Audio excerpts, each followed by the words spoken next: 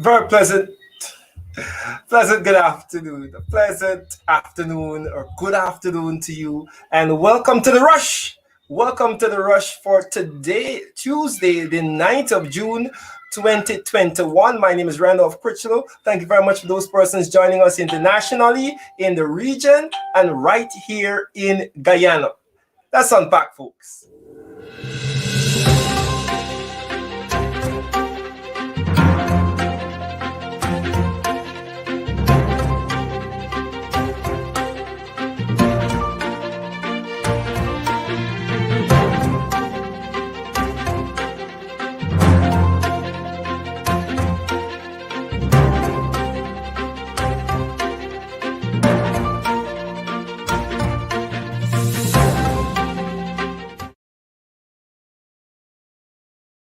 Welcome back. It has been 311 days, 311 days since this fraudulently installed administration has been ruling over Guyana. And we continue, folks, we continue to keep watch, we continue to, bow our heads in shame in many cases with what is going on in the country. 311 days of this fraudulently installed illegal government that we have, with their fraudulent ministers and the fraudulent president. As my viewers like to remind me, do not refer to him as president, but ensure we put on his name fraudulent, and that will always be their legacy, sitting in the seat of government on fraudulent numbers gleaned from the recount. Folks, 311 days.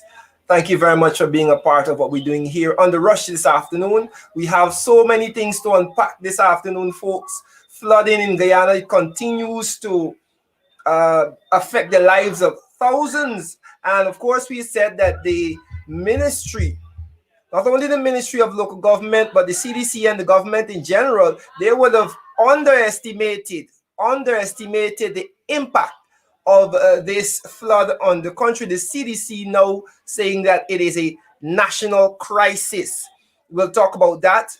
What else do we have to talk about? We have so many other things to unpack.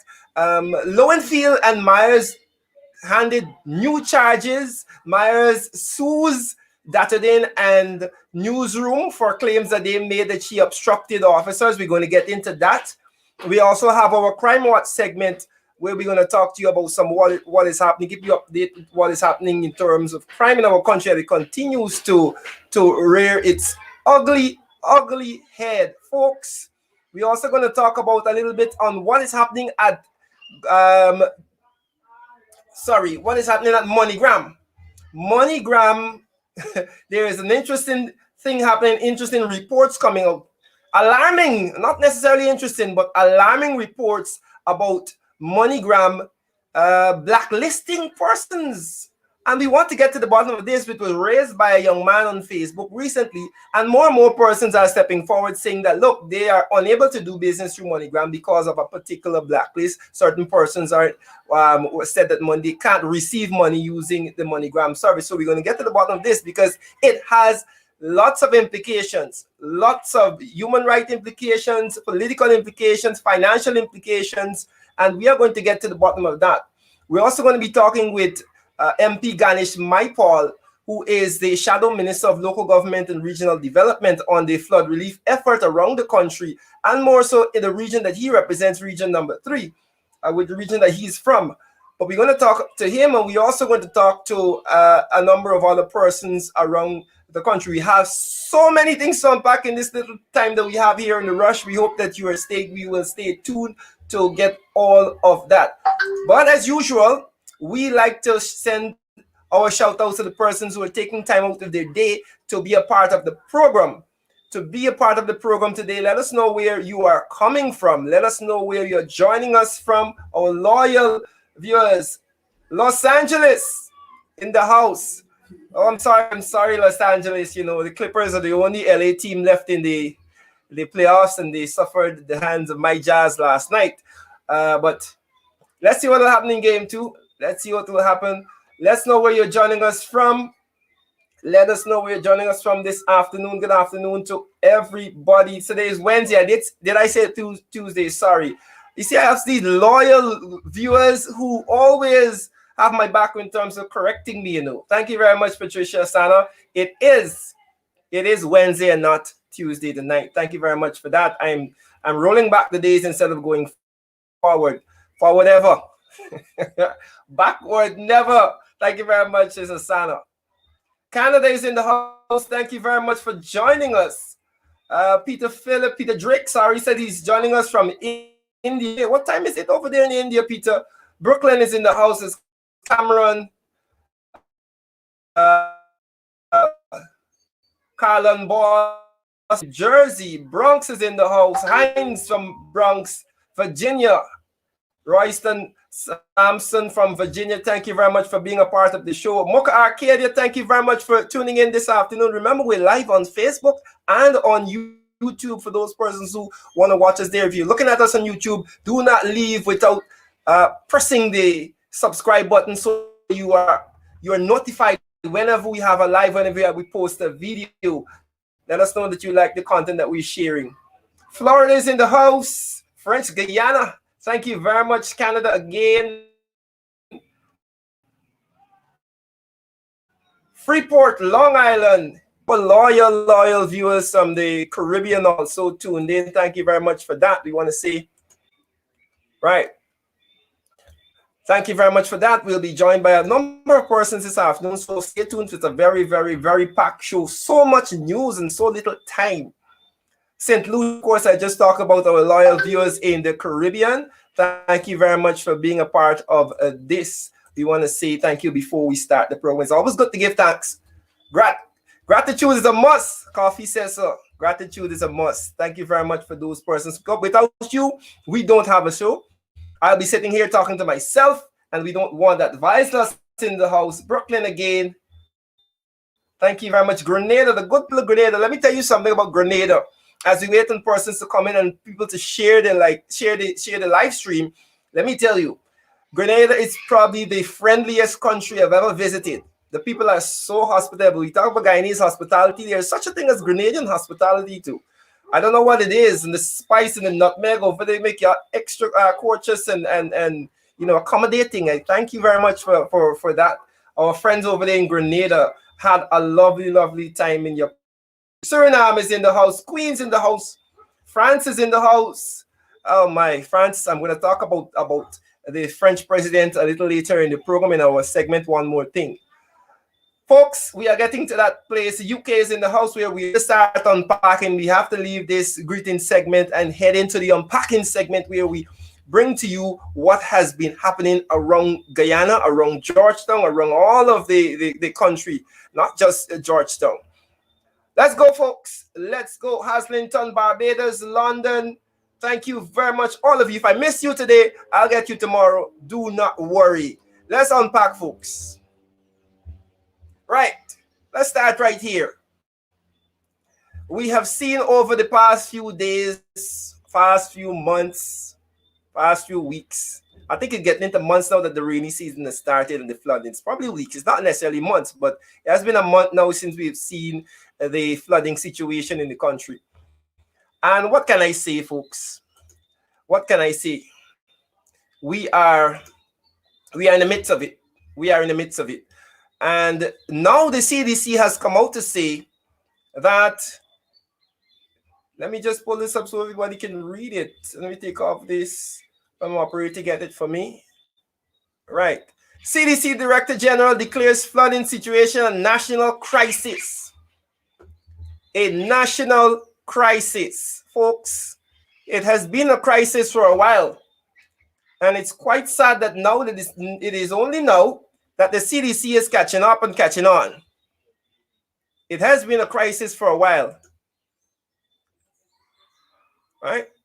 In an interview today with News Source, the CDC director explained that in some areas the situation is so bad that the authorities can do nothing more than wait until the floodwaters have receded. This is where we are. And if you see that picture there, water is at people's roofs. That is what is happening in some parts of this country. With heavy and persistent rainfall pounding several regions, the floodwaters, with floodwaters, the Director General of the CDC, Lieutenant Colonel Kester Craig, has declared the flooding situation in Guyana is reaching a stage of a national crisis. National crisis. He said this is a national situation. This is a national disaster. I've been calling it a national disaster from the beginning because I don't know if the CDC was paying attention to the photographs coming out of the regions. I really don't know if they were paying attention to that. But the videos coming out of the regions told you that a long time ago. A very long time ago. Right? He said some of the things we cannot avoid, and we have to overcome this by ensuring we are prepared and we are working to mitigate the impact of the nation's future, on the nation's future, the CDC director said. Folks, the flooding is severe. It is severe. He went on and he said, there are some areas where we can't do anything.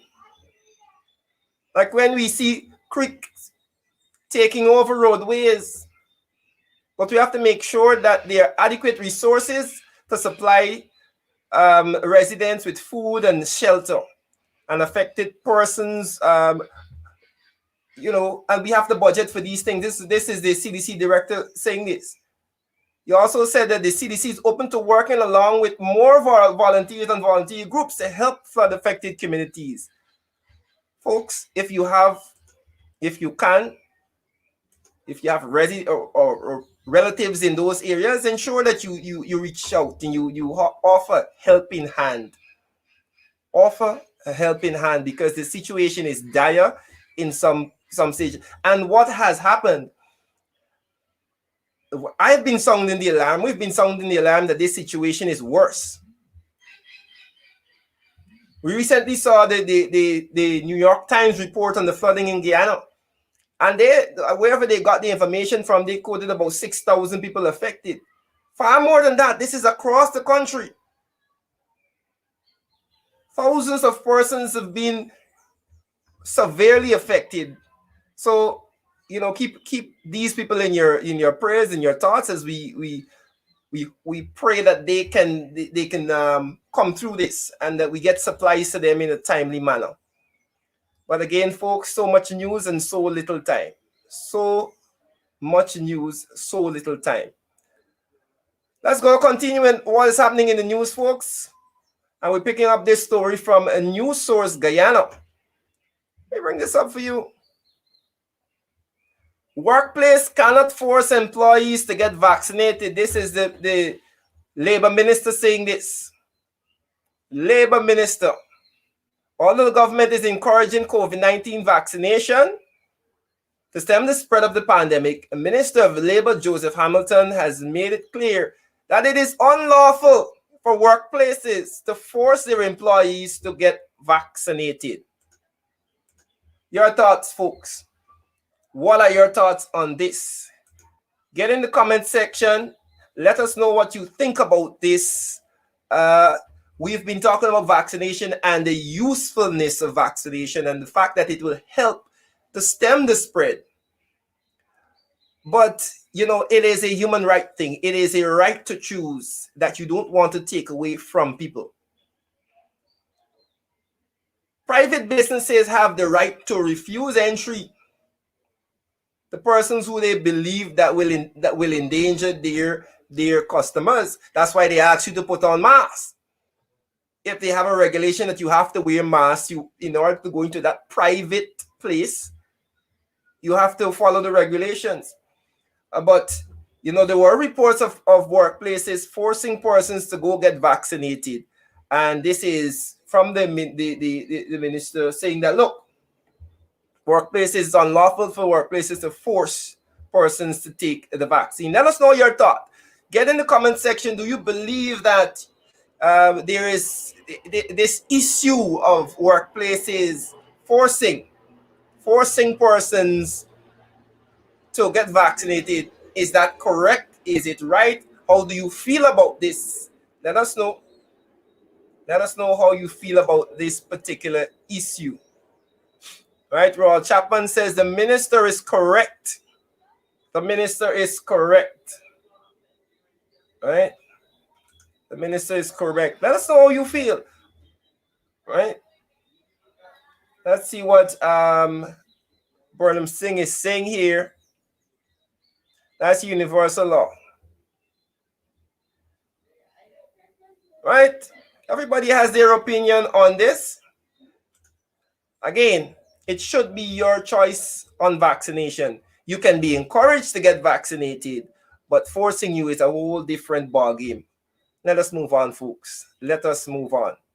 In other news, this continues. If you are wondering, this is still happening. This charade by the PPP government is still happening. Less than a week after the police and the DVP received copies of the statements of poll and the statements of recount from the 2020 election, the police have filed new charges against Chief Elections Officer Keith Lowenfield and Deputy CEO Roxanne Myers and Returning Officer Claymont Mingo. And I want you to remember, I want you to look at this. I want you to understand what is happening here. I want you to take note. This, of course, comes on the heels of them, the GCOM, the PPP selected commissioners moving a motion in GCOM to have Keith Lowenfield and Roxanne Myers removed. That is what is happening. Now, this ploy to get these people removed is taking even more, taking another step. Taking another step. Right. On the issue, of course, we're now getting into comments in on the issue of the flooding. One person is saying here that is a violation of one's democratic right to force persons. But we're dealing with this story right now. We continue to see this happening, We continue to see this happening. And as we see this happening, we also saw this today. We also saw this. Roxanne Myers decided, you know what? I'm fed up of y'all. In battle, Deputy Elections Officer Roxanne Myers has filed a multi-million-dollar lawsuit against government member of parliament, attorney Sanjeev Dattadin, and the local media entity Newsroom. Let's get some more details on this. Let us get some more details on this story. Folks, why has she sued them? Myers, through our attorney Nigel Hughes, filed a statement of claims on June the 1st. In stating on the grounds for application, Hughes explained that during an interview that spanned for 3 minutes and 29 seconds, Dattadin, while at GCOM Command Center in Ashman's building, accused the deputy CEO of refusing to allow court marshals into the building to serve the notice of application. Right? The defendant, this is David, that they published the official designation of the claimant as one who acted illegally, corrupt, and ultra-virus in her capacity as a deputy chief election officer. Now, how much is she suing for? How much is she suing for? Based on these grounds, Myers is claiming damages of in excess of $50 million against Dattadin for defamation. Another $50 million against the newspaper, the news entity Newsroom. Myers is also claiming damages in excess of $50 million against Newsroom. $50 million. So it comes up to around $150 million. Let us see where this will go, folks. Let us see where this will go. Right. What are your thoughts? Remember, we like to get your thoughts, folks. What are your thoughts on this story? Charlotte Alicia says she's right. She is right. Folks, I like her problems, you know. Right? Like her problems. She says she is right. Somebody said not enough. Fiona Jones, yeah, I like her problems. Not enough. Let us know. Let us know what you think about this.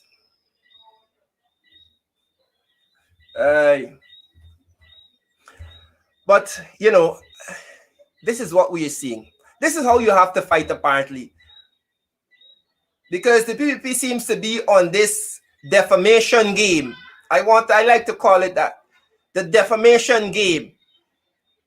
Their task is to defame as many people associated with GCOM so they can get rid of them, charge them, defame them, get rid of them, and then we can plug in whoever we want to be there.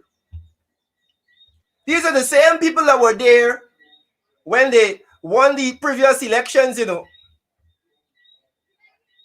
It's only 2015 they lost. These people were there before 2015. The 2011 elections that they won, these are the same people that were there. Myers, Lowenfield, Mingo, all these people were right there.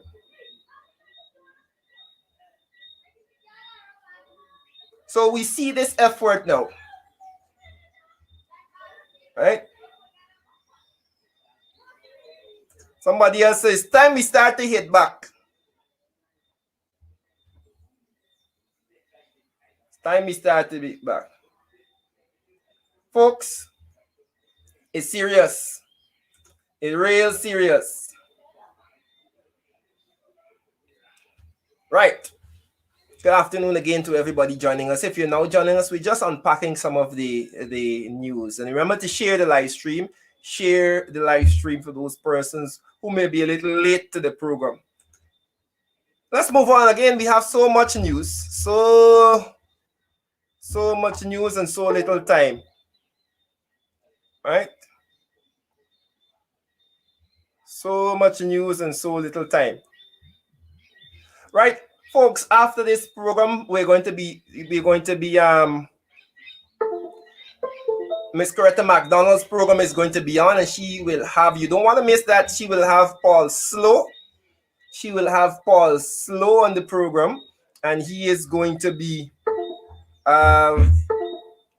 he's going to be talking to her about all that is happening, you know, with the Police Service Commission. Folks, stay tuned for that, an interview with Paul Slow on Miss Coretta McDonald's program this afternoon. Folks, lots of news. Let me just get into this before I get to my guest, Ganesh Mike Paul. I'll have Ganesh on in a bit. But I want to bring to your attention a piece of news that I saw and I found very disturbed. I was disturbed by it. I was disturbed by this piece of news that I read today. I want you to read the headlines. 2.4 grams of ganja arrests. Officer, the master officer may know about that. This is what the man said, but let's skip past the headline and let's talk about the fact that the Guyana Police Force has reverted. They're gone back to arresting people for spliff, basically. I don't know if people understand what is 2.4 grams. I don't know if people understand how minuscule, how insignificant 2.4 grams is, and with all that is happening in the country, the Guyana Police Force is wasting man hours, resources, money on arresting and incarcerating a man for 2.4 grams of marijuana. Just for some context, folks. Just for some context. Right? This, when you look at it, I want you to understand what I am talking about. At the top there, you see 28 grams, 14 grams, 7 grams, 3.5 grams. The right-hand side, you're seeing 1 gram. And you see, just for some context, you see that little coin next to it? That's the size. Like this. That's what 1 gram looks like. That is what you are, the police. Let me read the story for you. And you are going to tell me if this is not ridiculous and a waste of resources. When you have criminals chopping up people, killing people, the police force, the Guyana police force, right? When you have tons of cocaine being shipped in and out of this country as a transshipment hub, the police force has arrested a man for 2.4 grams of grass. Folks, let me read this story because it's kind of crazy. It's kind of crazy, but I want you to understand what happened. A 20-year-old Sansochi Wickenham resident is in police custody after 2.4 grams of marijuana was found under his fridge in his home on Tuesday. According to the reports, police went into the man's home and conducted a search of his apartment. 2 transparent Ziploc bags containing leaves, seeds, and stems suspected to be cannabis were found. The man was told of this allegation, the officer, and he said, the officer, I don't know about that, denying that he has any knowledge of the marijuana. The man was arrested and taken to the police station and placed in custody pending charges. 2.4 grams. You see that little coin there, like a $5 coin, 10, not even the $10 coin size. That is what the police force up to. Huh? That is what the police force up to. Tell me if we making any sense in this country. When there are countries making millions of dollars after legalizing or decriminalizing marijuana, millions of dollars in taxes, millions of dollars in new entrepreneurs opening up businesses to sell paraphernalia and legally sell the product. Millions, not small change, millions of dollars from decriminalization.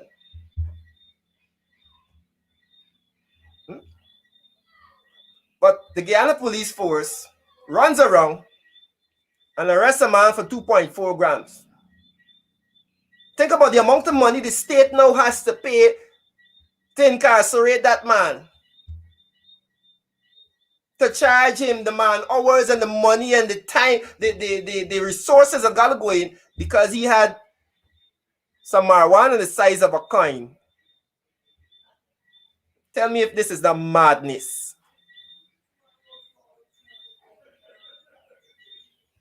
Right?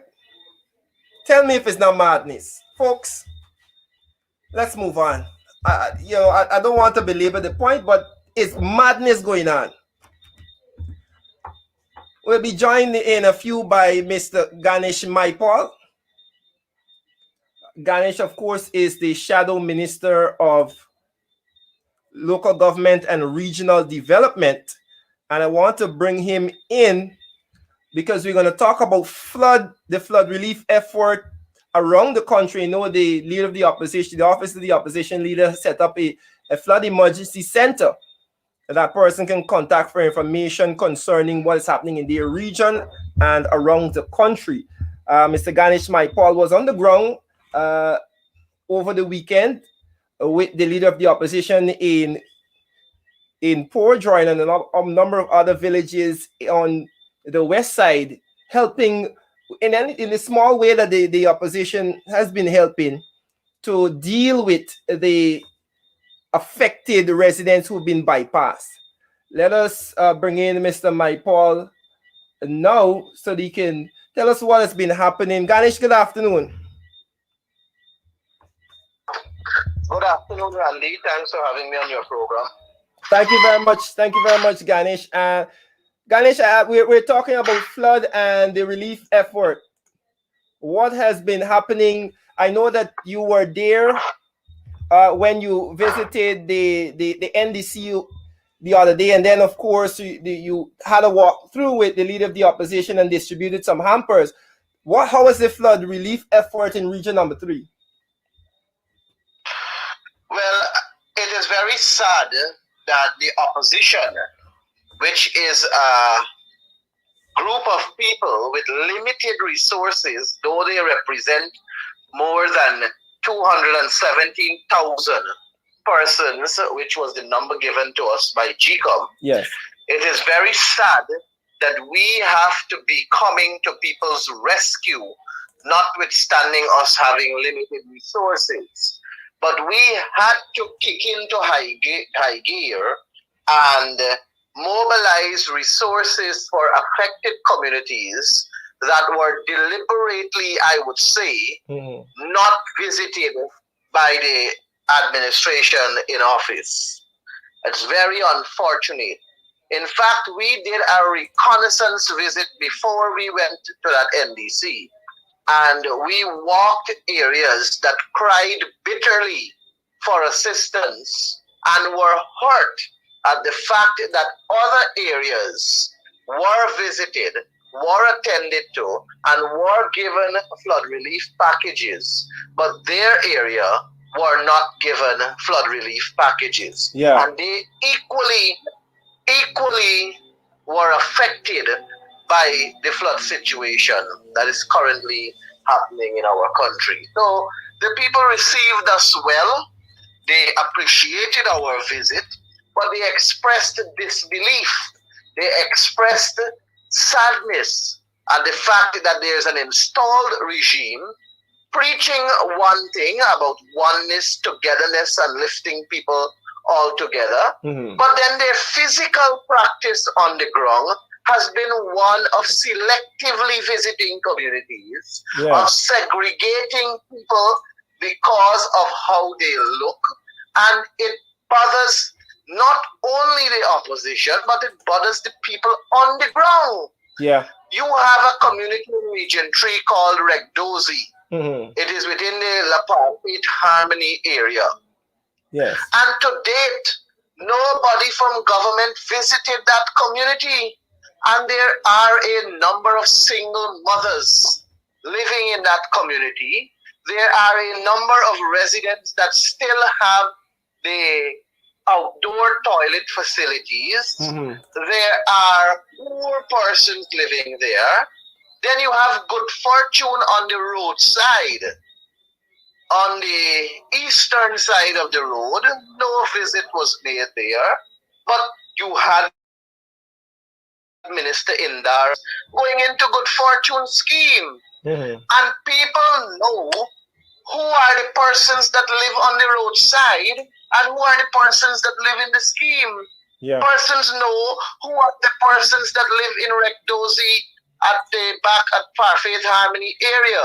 And it's a sad reality. And then I have also received numerous reports across the country, not just in Gentry, where selected communities are being visited, and selectively they are promising people what they will do for them in isolation of a proper structure to attend to the disaster.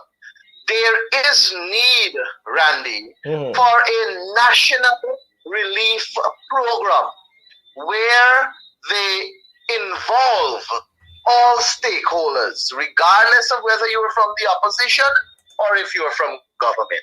You involve all the stakeholders because this issue has transcended politics. This issue is beyond person and their political affiliation. Yeah. It is a national crisis. It was declared at level 2 in terms of a disaster, and it requires all hands on deck. But if the government is going to continue to just skip communities, take joyrides in boats, and just go to communities that they feel they should visit, incur a cost for that, because the government's ministers are traveling helter-skelter in selected communities. Fuel has to be used at the expense of taxpayers. Meals have to be provided for them at the expense of taxpayers. If they are taking public servants with them, then you're talking about overtime for public servants that are working beyond the call of duty, and a whole host of other financial implications is attached to these ad hoc visits. And what is it that they're getting out of these visits? Nothing else than what is already known. Yeah. So there is need for, instead of wasting resources at this critical time in our country's history, where we are battling the worst disaster ever in the history of Guyana, there is a need for us to go to the drawing board, set up a proper structure, a national relief program, and then we will structure how we deal with bringing reliefs to the people of this country. And additionally, we must look at ways of mitigating any negative impact that is likely to reoccur from floods. Yeah. So I am talking about a structure that is expected to work in the long term. Yeah. But they also have immediate mandates or immediate work to do. And that is to assess the flooding in a structured manner where you do not play the game of isolating people and communities. Because it's not black people, it's not brown people, it's not blue people, it's not red people, or it's not pink people that suffered. It is all of Guyana, across the length and breadth of this country. From Ponta Playa to the Quarantine River, and as far as Massacanary in Region 9, they suffered. Kwakwani, you have in Region 7, you have in Region 1, you have in Region 2, Region 3. Perhaps the least affected region was Region 4, which is the most populated. But notwithstanding that, there are communities in Region 4 affected. Region 5 is heavily affected. Region 6 is heavily affected. We need to have a structured approach and not haphazardly jumping into a boat or in a helicopter or somewhere else, and you go wherever you find favor in visiting. Set up a structure that will ensure that a proper assessment is done, involve the Civil Defense Commission without political interference, and let us assess this situation and get the accurate result. Yeah, definitely. Ganesh, I know when we were over there, Region 3, the residents of Port Drawing complained that they felt that they were being left out because the leader of the opposition is from that neighborhood. Did you hear the residents? Did they convey this to you? Yes, they keep talking about it, and it's not just Port Drawing, my friend. It's many other communities. I don't want to isolate it to just these few communities here in Region 3 that are feeling the brunt of it. But there are many. This thing is frustrating. It's frustrating to see how this government is operating. And I can talk about Port Drawing, I can talk about Planting Walk, I can talk about Malgratute, I can talk about Good Fortune, I can talk about Mayor's Attention, I can talk about Tushin, I can talk about Iplat, I can talk about Parika, I can talk about Virgin Nugent, I can talk about Good Intent, you name the village, I can talk about them. But this thing needs a national approach. and it needs all hands on deck. Yes. And the government must stop operating in isolation and recognize that this is beyond politics. Yeah. Before you go, Ganesh, I wanted to get your thoughts on something. I just shared a story with the audience about, it's not on, we're not talking about flood issue, shifting a little here, but as an MP on the opposition side, I know you would have been part of the debate on the decriminalization of marijuana, and I want to get your opinion on this before you go, because we have so many other stories to deal with. But we saw recently, yesterday or day before yesterday, a man arrested for 2.4 grams of marijuana. 2.4 grams. And I was giving the viewers an idea of context. Ganesh? I think he just, let me see if I can get him back. Yeah. Giving the viewers some idea of context in terms of what 2.4 grams is like, or what it looks like, the amount. All right. But I think Ganesh has gone. Sorry, folks. We're going to have to see if we get him back. When he comes back, we'll get his opinion on that. But let's move forward, folks. We have another story to deal with, folks. Time. You're just running out of time. Boy, so many things to deal with. We have another story to deal with. We heard recently that there's some sort of issue with MoneyGram. Some sort of issue with MoneyGram. And we are going to get to the bottom of it. There seems to be a blacklist in place. A blacklist in place, and we want to deal with this issue right now.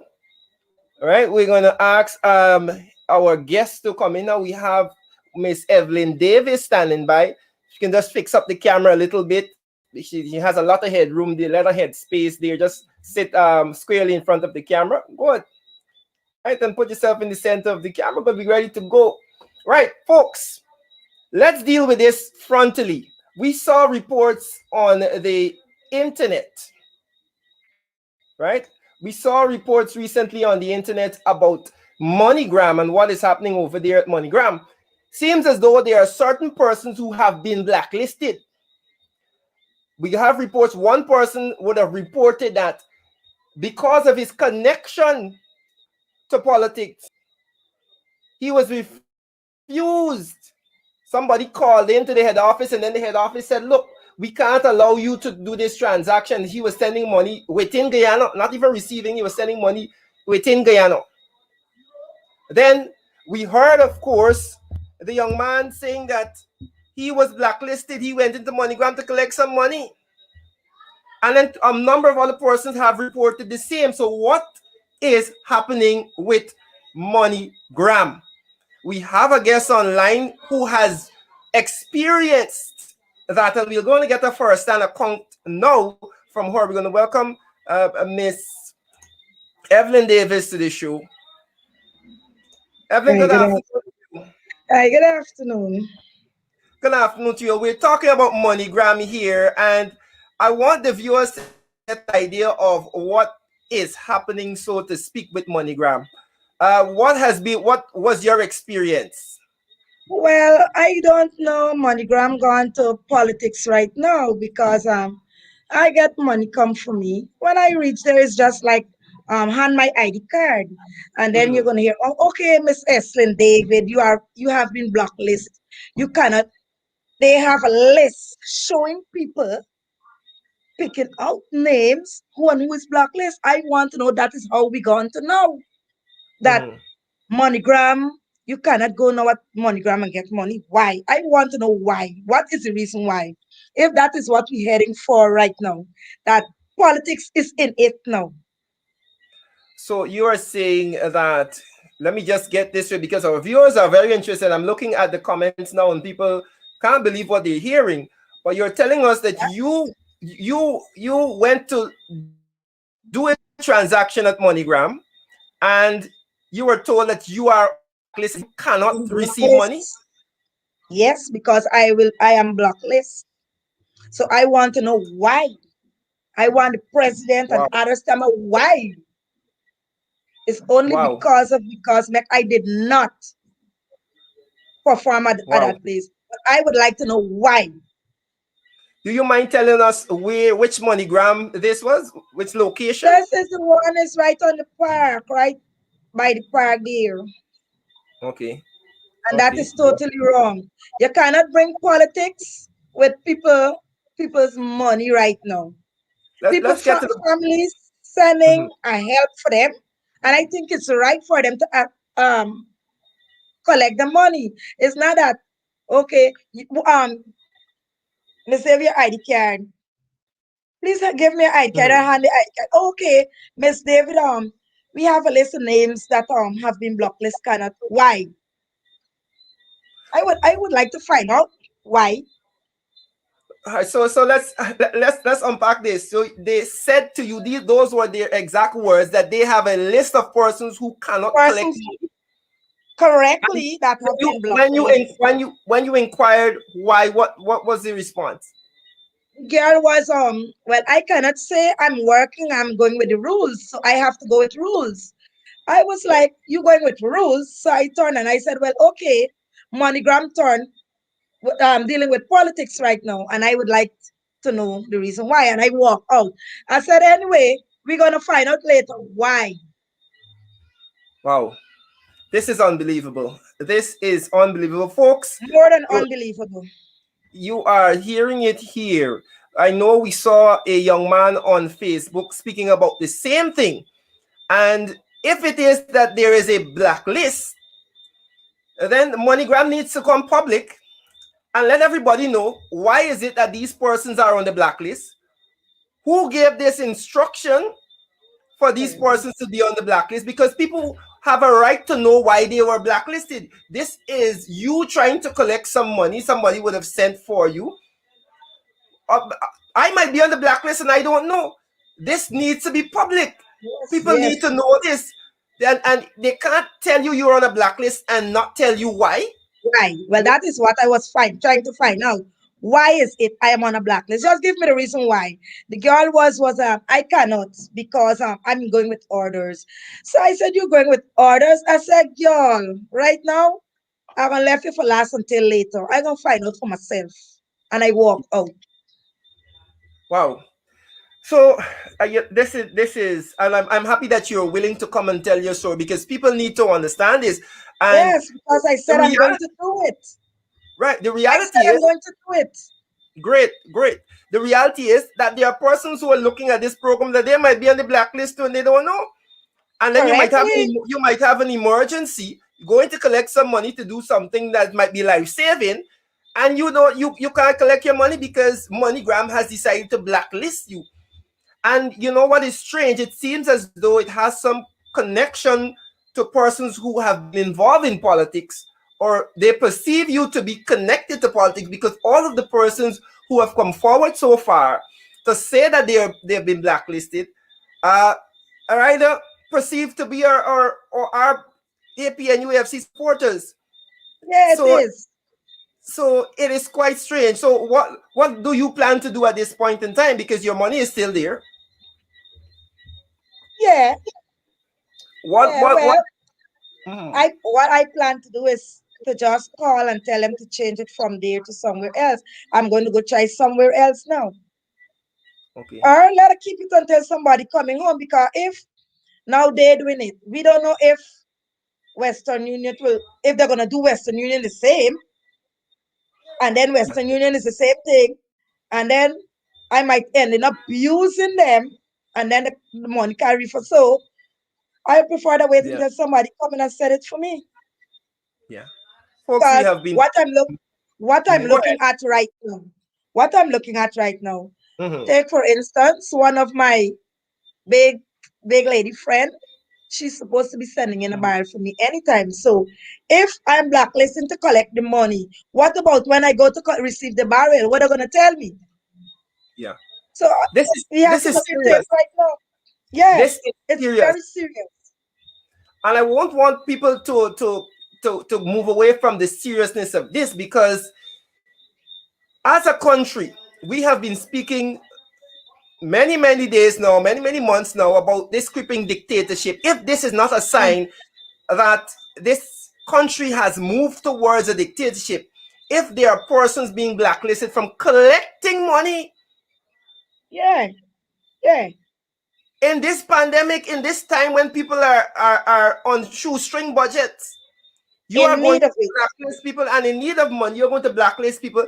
This is a human rights issue, right? This has international implications, right? This has serious political implications, because if this government has played a part in blacklisting persons from collecting money who are perceived to be APNU AFC supporters, then this is extremely serious, and we are going to be getting to the bottom of this.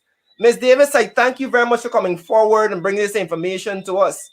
I hope that you are able to collect your money. I hope that you're able to get some answers as to why is it that you ended up on a blacklist. Yes, I What would did like you to do? know. What did you I didn't do? do them anything. It's maybe the petition. The petition get them because the vex. But I cares nothing about it. I born in it and I will die in it, and I'm going down dying. So if they keep my money thinking that I wouldn't get a breakfast to give my grandchildren or whatever for me, I will. They have many ways and needs that I could get. So I don't care about them. I don't care about them. So if they're trying to jeopardize me, God bless them. Well, we thank you very much for that, and I'm happy that this story is out there now, because it is serious. It is very Yeah, it serious. is. And I hope that we get to the bottom of this. Thank you very much for coming on the show today.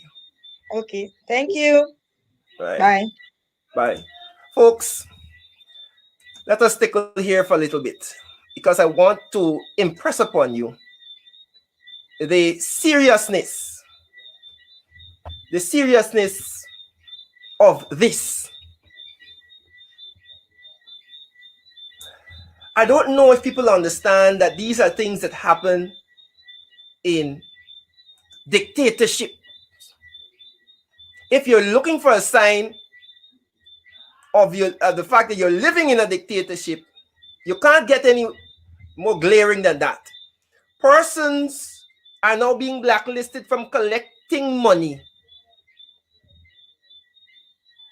Persons associated with the APNU AFC. And the questions that need to be asked are very simple. Who gave the instruction for this? Is it MoneyGram who is responsible for this? And you're telling me that if you're going to say that, okay, it's not the government, this is MoneyGram's own decision. When is it that you've ever heard a private business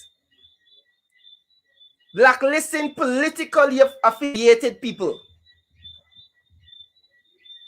Then it must be that somebody from the PPP associated with MoneyGram, if that is the case.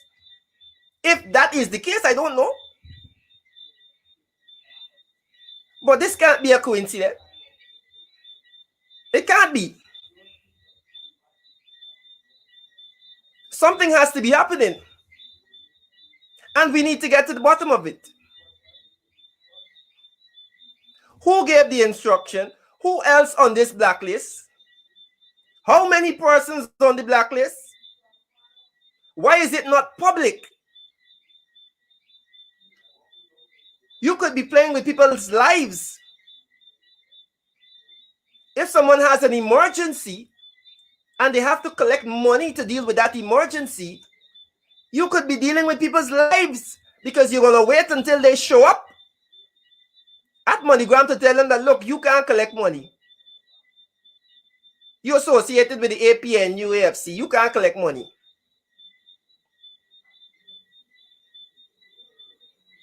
There are so many questions that need to be answered here. So many questions. And the people, the customer service representatives are telling people, like, I don't know, I'm going to be the rules. Your name is on a list. This is a sad situation. And I am going to call on MoneyGram today. I am calling on them to make this list public. Because this is not the first, the second, the third. This is about at least a dozen persons have complained that they can't collect money from MoneyGram because they have been put on some blacklist. The public has a right to know who and who on this blacklist. This is a matter of legality also. Is it legal? It's a matter of law also. Is it legal? Under which statute? Under which law has this been implemented? What is the covering? What is the legal covering that MoneyGram is going to say this gives us the right to blacklist XYZ? What have these persons done?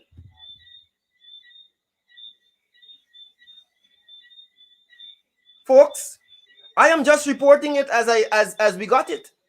You heard from one person who just came from MoneyGram recently this afternoon. You heard the young man on the internet. There are other reports of persons who don't want to come forward. MoneyGram needs to state publicly who is on this blacklist, why they are on the blacklist, who gave them the instruction to implement this blacklist. Questions need to be asked about the legality of this. This is a serious issue, folks. Serious issue. And we hope that the legal minds can weigh in on this. Well, as usual, we like to know what you're thinking. Folks, there's so many things to go, and we are running out of time this afternoon. Let us quickly... Yeah, we might have to close off the program this afternoon because we want to give way for Miss Coretta McDonald to come in and do her show. She's going to interview Mr. Paul Slow this afternoon. Of course, we want to know what is happening there in that saga, the Police Service Commission saga. Let me see if we can let her come in, and we just do a simple transition here so we let you know what is happening. Folks, it has been a tumultuous day. A tumultuous day. Let us know what you're thinking in the comments as we're about to wind down the program, and welcome Miss Coretta McDonald to take over and start her show. Let us know. One other thing, folks. Before we go to that, let's deal with one more thing before we end the show today. One more thing.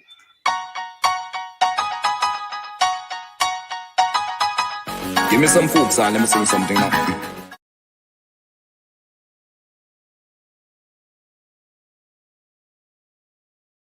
Folks, one more thing this afternoon. What is this one more thing? I mean, I like to give you a little laugh, but it's funny, but it's not funny. In our one more thing this afternoon, I want to share with you a short video.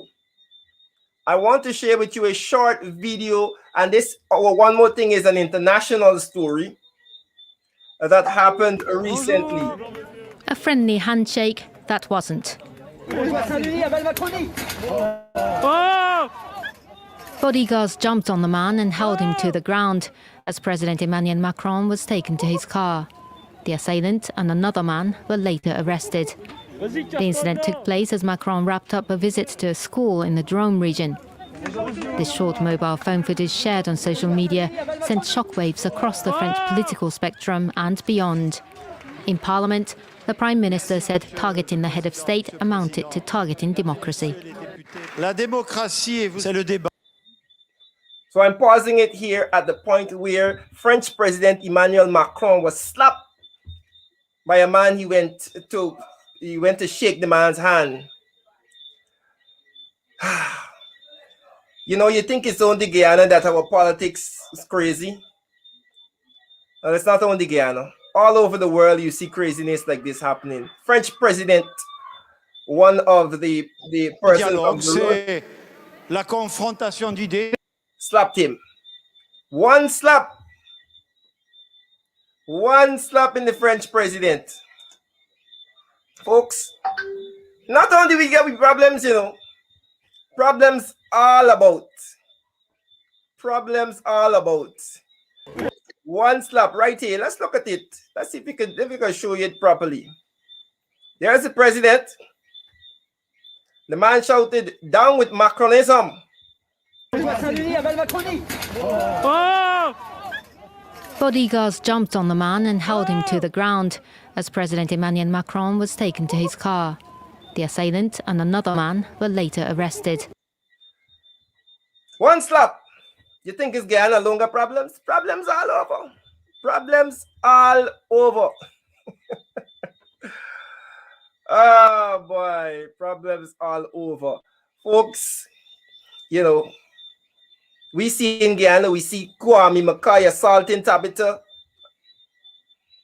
We see people going on crazy in the parliament. It is not only in Guyana. All over we got problems. And it speaks to a society that has condoned this sort of behavior and condoned violence. And we have become inert to the violence that we see every day. And people get emotional and people get worked up. This is why you don't play politics with people and their livelihood. That was one more thing this afternoon, folks. That was one more thing. Folks, it has been great this afternoon being with you. Let us move on. Let us continue to work for national development. And I want to transition to the MP, Coretta McDonald, for her interview with Paulso this afternoon. And we will not break the program. We'll take it from right here, and I will invite her in. In a few moments. But before we go, let's ask the question of the day, folks. Let's ask the question of the day. What do you think? And I need some answers in the comment section. Folks. I have a question here for you. I hope you can answer it today for me. Where is the question? Let me see if I can pull it up for you. Before we welcome Miss Coretta McDonald, I think I have a question here for you. I'm not finding it. Right. Our question of the day, folks, is, of course, do you believe or do you think that persons should be forced to take the vaccine? Do you think that workplaces should force persons to take the vaccine? Let me know what you think in the comments. Let me know what you think in the comments, because we had that, of course. Do you believe that persons, workplaces should require or should make vaccinations mandatory? As we wait on Ms. Coretta McDonald, let's hear your views on that.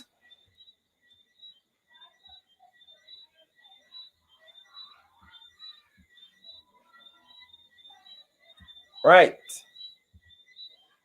As we wait, persons are saying that people should report the location to MoneyGram.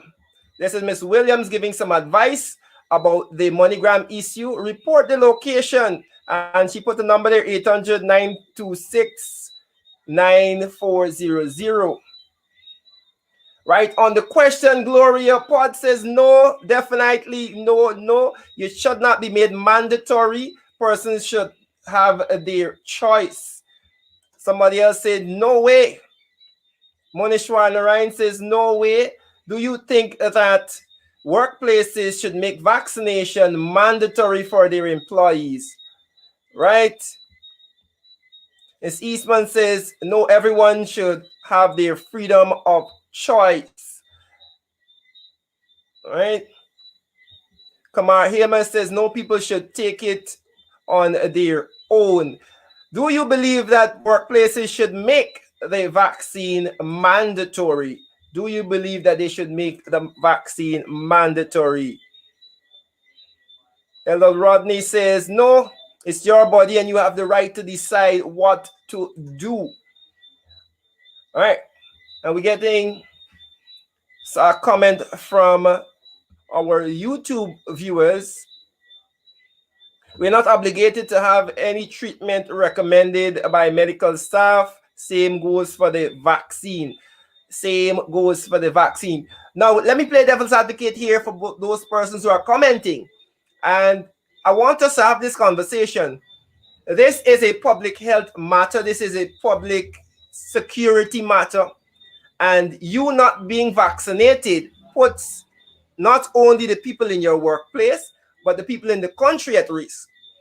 So do you feel that then you now have a responsibility to ensure that you're vaccinated so that you are not endangering other people? Your thoughts on that?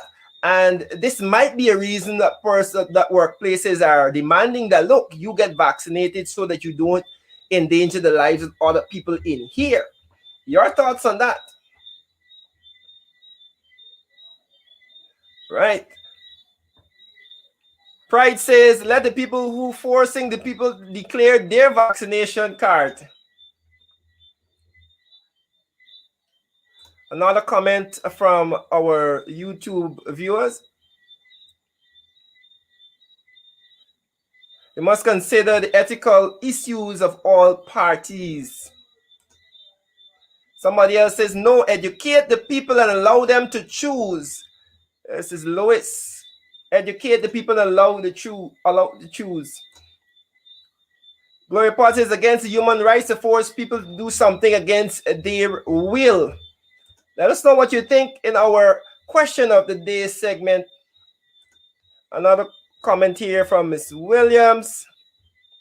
It is not the state mandate. The workplace should not force. Yes, individuals to vaccine. The Minister of Health, Minister of Labor came out with that statement.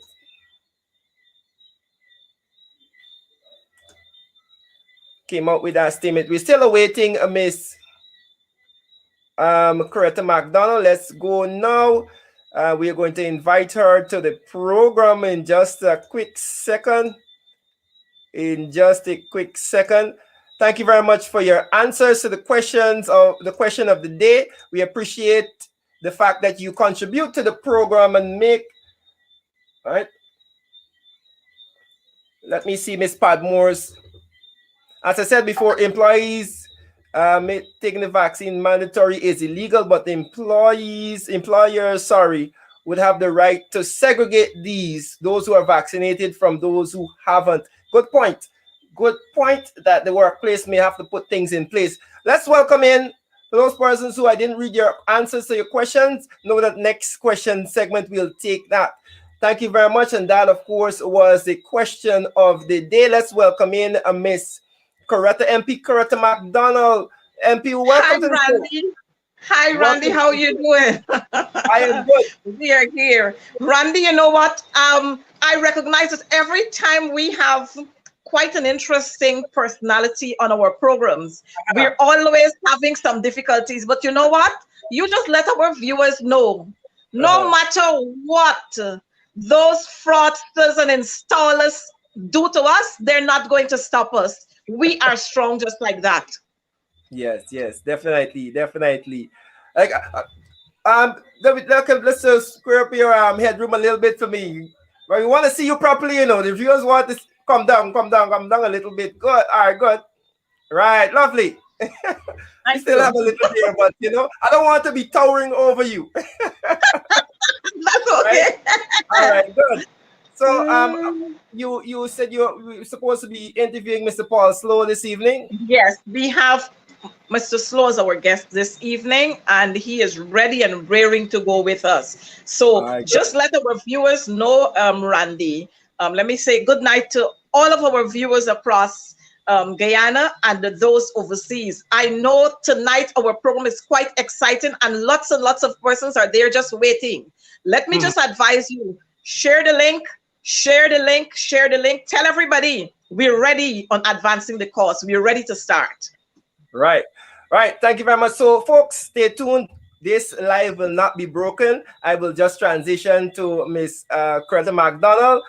Miss McDonald, we are waiting that interview. Thank you. Right, folks, let me say goodbye for this evening. I'll hand you over to the capable hands of Miss Coretta McDonald, who will be taking you through the next hour or so with her program. And of course, we highlighted and we unpacked a number of issues today. Thank you very much for being a part of what we're doing here. See you again tomorrow, 5:30. Remember, I always say to you, let's work together for national development. Let's work together for national development. Do enjoy the rest of the evening.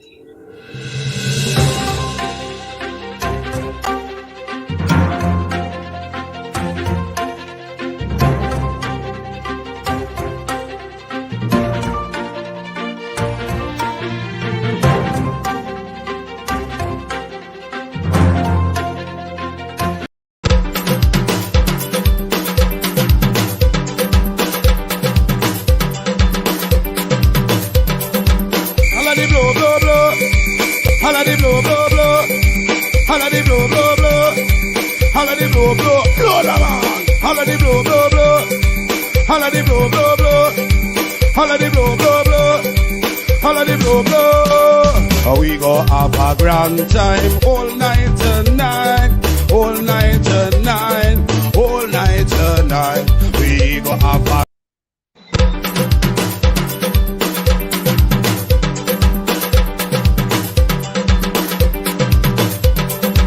holiday blow blow blow, holiday blow blow blow, holiday blow blow blow, holiday blow blow blow the man, holiday blow blow blow, holiday blow blow blow, holiday blow blow blow, holiday blow blow. We go have a grand time all night tonight, all night tonight, all night tonight. We go have a grand time all night tonight, all night tomorrow night. We go have a fine time all night tonight, all night tonight, all night tonight. We go have a fine time all night tonight, all night tomorrow night. Let me go. Holiday blow blow blow, holiday blow blow blow, holiday blow blow blow, holiday blow blow blow the man, holiday blow blow blow, holiday blow blow blow, holiday blow blow blow, holiday blow blow.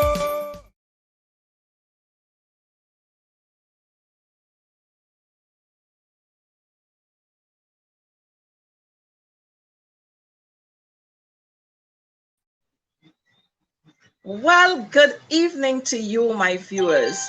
I know, yes, I know that you are waiting there for me. How have you been from last week to now? I have had a good week, spanning last week to today. Lots of things have happened, but you know what? We have life. We are alive. We can breathe. We can move. And the mere fact that we can move and we have life, it's enough reasons for us to be happy. So share the live, let them know advancing the cause is on and we're ready to go. Let me make some apologies for our late start. And I just want you to know that quite a lot of things have been happening behind the scenes. Every time we have to have an interesting personality, we have all kinds of hitches here. But never mind, we're on tonight on advancing the cause. Just tell your friend, tell your neighbor, we're on tonight on advancing the cause.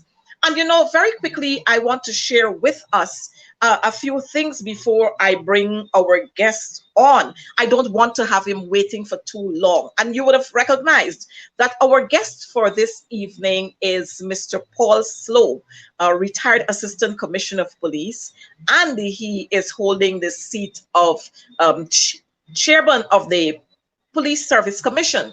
Now, we have quite a lot to share with Mr. Paul Slow, but I want to say to us, just to remind us of a couple of things.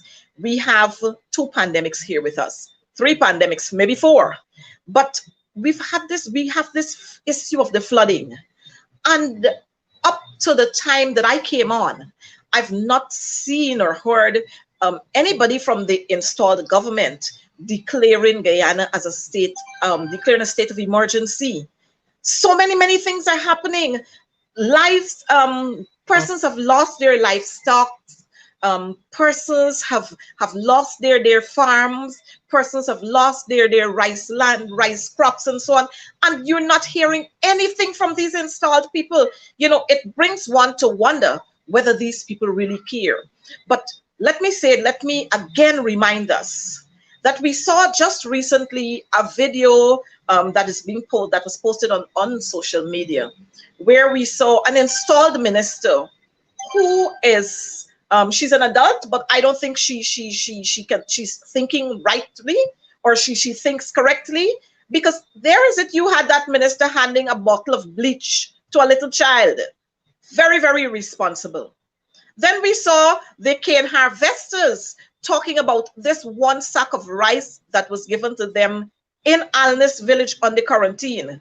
But then at Port Morant, just not too far from them, we saw huge hampers being handed to those residents. We saw the same thing happening in Blackbush. We saw the same thing happening in Region 3 and Region 9. And, you know, not the entire Region 3, but in certain parts of Region 3. And the same thing is happening in Region 6 and in other parts of this country. I am wondering, why are we having first-class and second-class citizens in this country? Why are our people being treated this way? But nonetheless, we will continue to press on. We are going to continue to do what we have to do, because our people are all important. We are all bona fide Guyanese citizens. And so tonight we are going to shout that out very loudly. So in your homes, sitting on your porch, sitting right on your bridge, just let folks know there that we are Guyanese. We are one, and we demand to be treated that way. So I'm not going to sit any longer in between you and our guest. I think he's already somewhere in studio. But yes, our guest is already there, and I want to share with us very quickly. All of us are aware by now, if you weren't aware before, who Paul Slow is, who Mr. Paul Slow is. And so I am not going to say much about Mr. Paul Slow. I'm going to allow Mr. Slow to tell us who really is Paul Slow. And then we're going to take the conversation from there. I notice I guess Mr. Slow is having some difficulties there. But I just want to say to you again, this whole thing with this installed regime, we have a minister of health who doesn't know what he is all about. Here is it, this minister of health is saying to the nation, he is not aware that we're having the Brazilian variant here in terms of the virus. He's not aware of that, you know, and so many other things that he is not aware of. And I'm wondering whether this young man is truly able to deal with the situation that we have on hand at this time. We have another developing issue. As a matter of fact, but let me close this one off by saying, we have here all our ports that are opened. And you know what? There's a red flag, or we have red cloths hanging on every port that is saying, do not close. And I'm wondering if those squatters who are occupying the seats, if they are really serious about our health, if they're really serious about our health. And we can see clearly that they are not serious about our health. I think our guest is having some problems getting his camera on. Mr. Slow, if you were there, your camera is not on, so we're not able to see you as yet. We're going to wait again for you. But to compound all of what we've been having over the last couple of months since this illegal regime got into being. Persons now are not dying by the ones and the twos. Persons are dying in the 4s and 6s. And yet, these installers don't see anything wrong with that. They don't see anything wrong with that. I want to say to us, while we are hearing them continuing with this vaccine drive and the vaccine drive and the vaccine drive, so many of our people are dying, which is saying to us that something else needs to be done. We need to do something else. We saw March and we thought March was the deadliest of the months so far. And then, oops, April came along and badam, May came. And we're just into June and we've had so many deaths. Strange things are happening around here. Strange things are happening around here. And, you know, to compound that, we would have had so many persons losing their jobs. Outside of them losing their jobs, we continue to see what the flood is doing with us here. And then outside of the flood, while we see all the big glamour and glitch and hopping here and hopping there to look at what is happening in those flooded areas, we have not yet seen a plan coming from this installed regime with regards to how we are going to tackle the after effects of the flood. That's one. Two, how are we dealing with the flood? We've had no plan of action coming from these installed people, which is simply saying to us that they don't know what they're about. Yes, they don't know what they're about. With the flood, we have seen persons going into different areas. We've seen the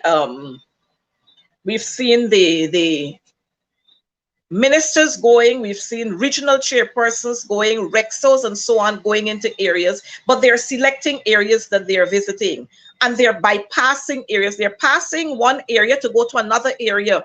And you know, what is alarming is that our people understand at this time that we have a crisis. The only people who don't understand are those installed beings. They don't understand that we have a crisis. And so they're just doing whatever they feel like doing. And then we have another issue that is popping up. I'm not sure if you heard it, by the way, but I want to say it here again. Tonight, we have seen many persons complaining that their families are sending to them monies from Canada, the US, the UK, and other parts. And when they turn up at Western Union or MoneyGram, they're being told, after a long wait, they're being told that their transactions cannot be processed. Their transactions cannot be processed. Now, this is something that we really have to look at. We really have to step the gear up on this one, because it's quite disgusting when you look at the persons who are being treated this way. Many of them are connected to the coalition, and some are it's being presumed that some of them are connected to the coalition. It means, therefore, that somebody has sent their names wherever it went to, and these are the actions that are now being meted out to persons. We've got to get on top of that. Very strange things, like I said, are happening. Very strange things are happening. I am not sure. I'm anxious to have our guest on. I don't know what is happening here. I note that we are going to take a short break because we really want to have Mr. Paul Slow on. So we're going to take a short break. Operator, just give us 2 minutes so we can get Mr. Paul Slow on.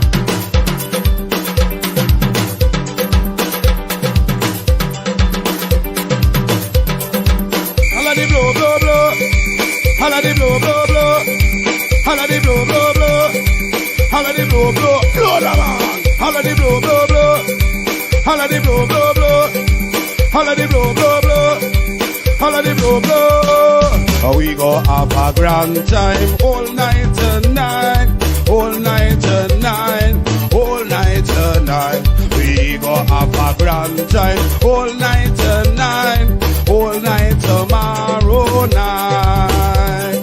We go have a fine time, all night tonight, all night tonight, all night tonight. We go have a fine time, all night tonight, all night tomorrow night. Let me go. Holla the blow, blow, blow. Holla the blow, blow, blow. Holla the blow, blow, blow. Holla the blow, blow, blow the man. Holla the blow, blow, blow.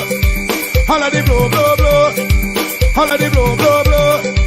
Holla the blow, blow.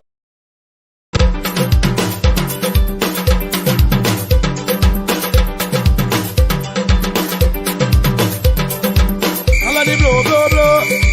Holla the blow, blow, blow. Holla the blow, blow, blow. Holla the blow, blow, blow the man. Holla the blow, blow, blow. Holla the blow, blow, blow. Holla the blow, blow, blow.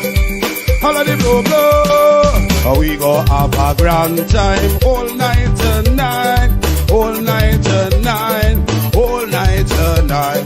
We go have a grand time all night tonight, all night tomorrow night. We go have a fine time all night tonight, all night tonight, all night tonight.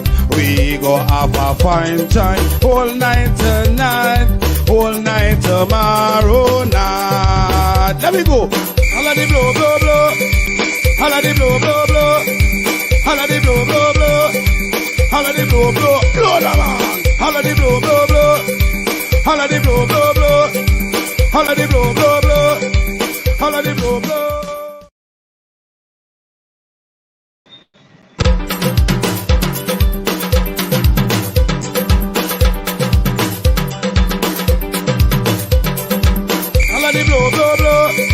Holla the blow, blow, blow. Holla the blow, blow, blow. Holla the blow, blow, blow. Holla the blow, blow, blow the man. Holla the blow, blow, blow. Holla the blow, blow, blow. Holla the blow, blow, blow. Holla the blow, blow. We go have a grand time all night tonight, all night tonight, all night tonight. We go have a grand time all night tonight, all night tomorrow night. We go have a fine time all night tonight, all night tonight, all night tonight. We go have a fine time all night tonight, all night tomorrow night. Let me go. Holla the blow, blow, blow. Holla the blow, blow, blow. Holla the blow, blow, blow. Holla the blow, blow, blow the man. Holla the blow, blow, blow. Holla the blow, blow, blow. Holla the blow, blow, blow. Holla the blow, blow. Hello. Yes, my dear. We are in again. I don't know why we're having this kind of difficulty having Mr. Paul Slow in. I just attempted to say Mr. Norton in. Mr. Slow in.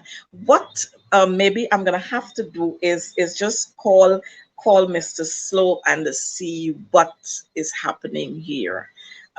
We really want to have this on.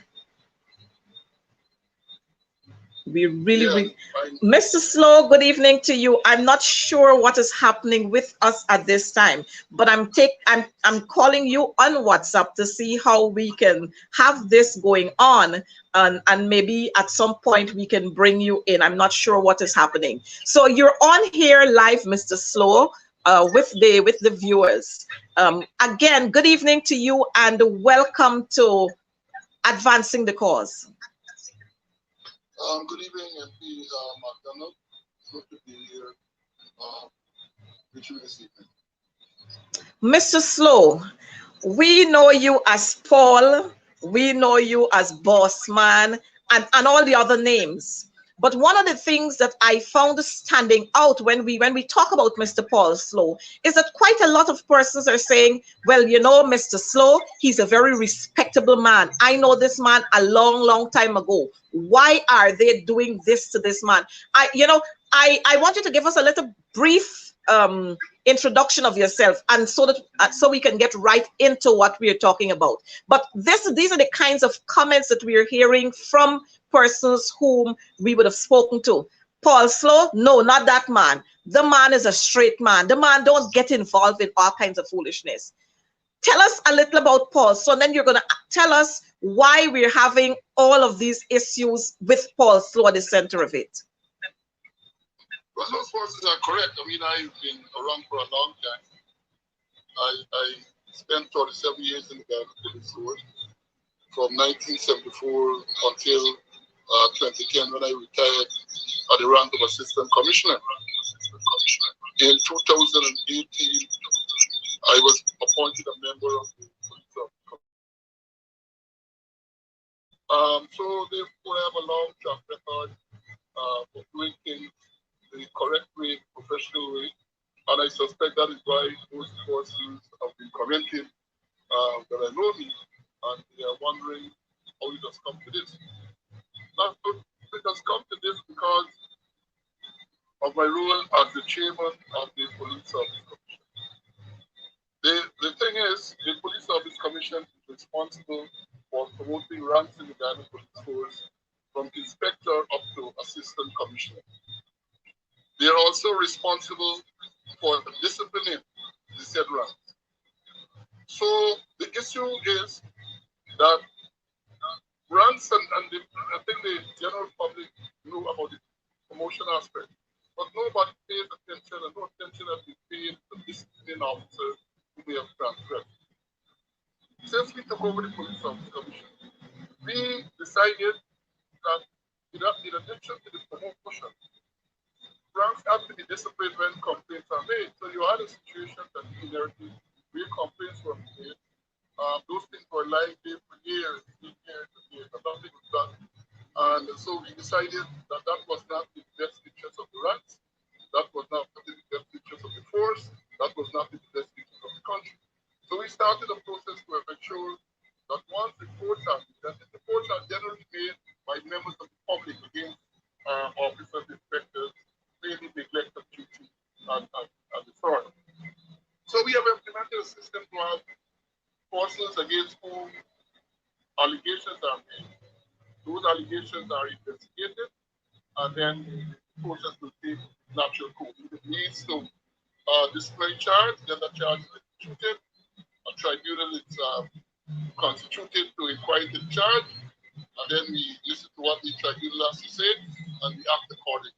So that has been the process. Now, many of us may recall that in, I think it was December last year, or even before that, a complaint was made by 2 female recruits against Senior Superintendent Karen Bach.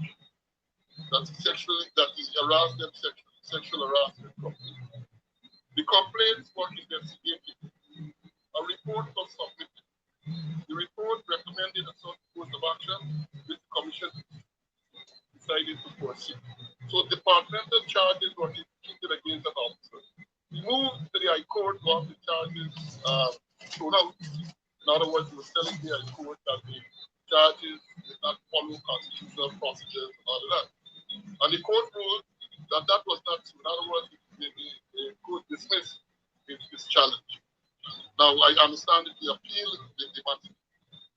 And that is where the vote started. Then there was an interaction between myself and the president on the 16th of September, really very caribash, and never seen the superintendent himself named or mentioned among others.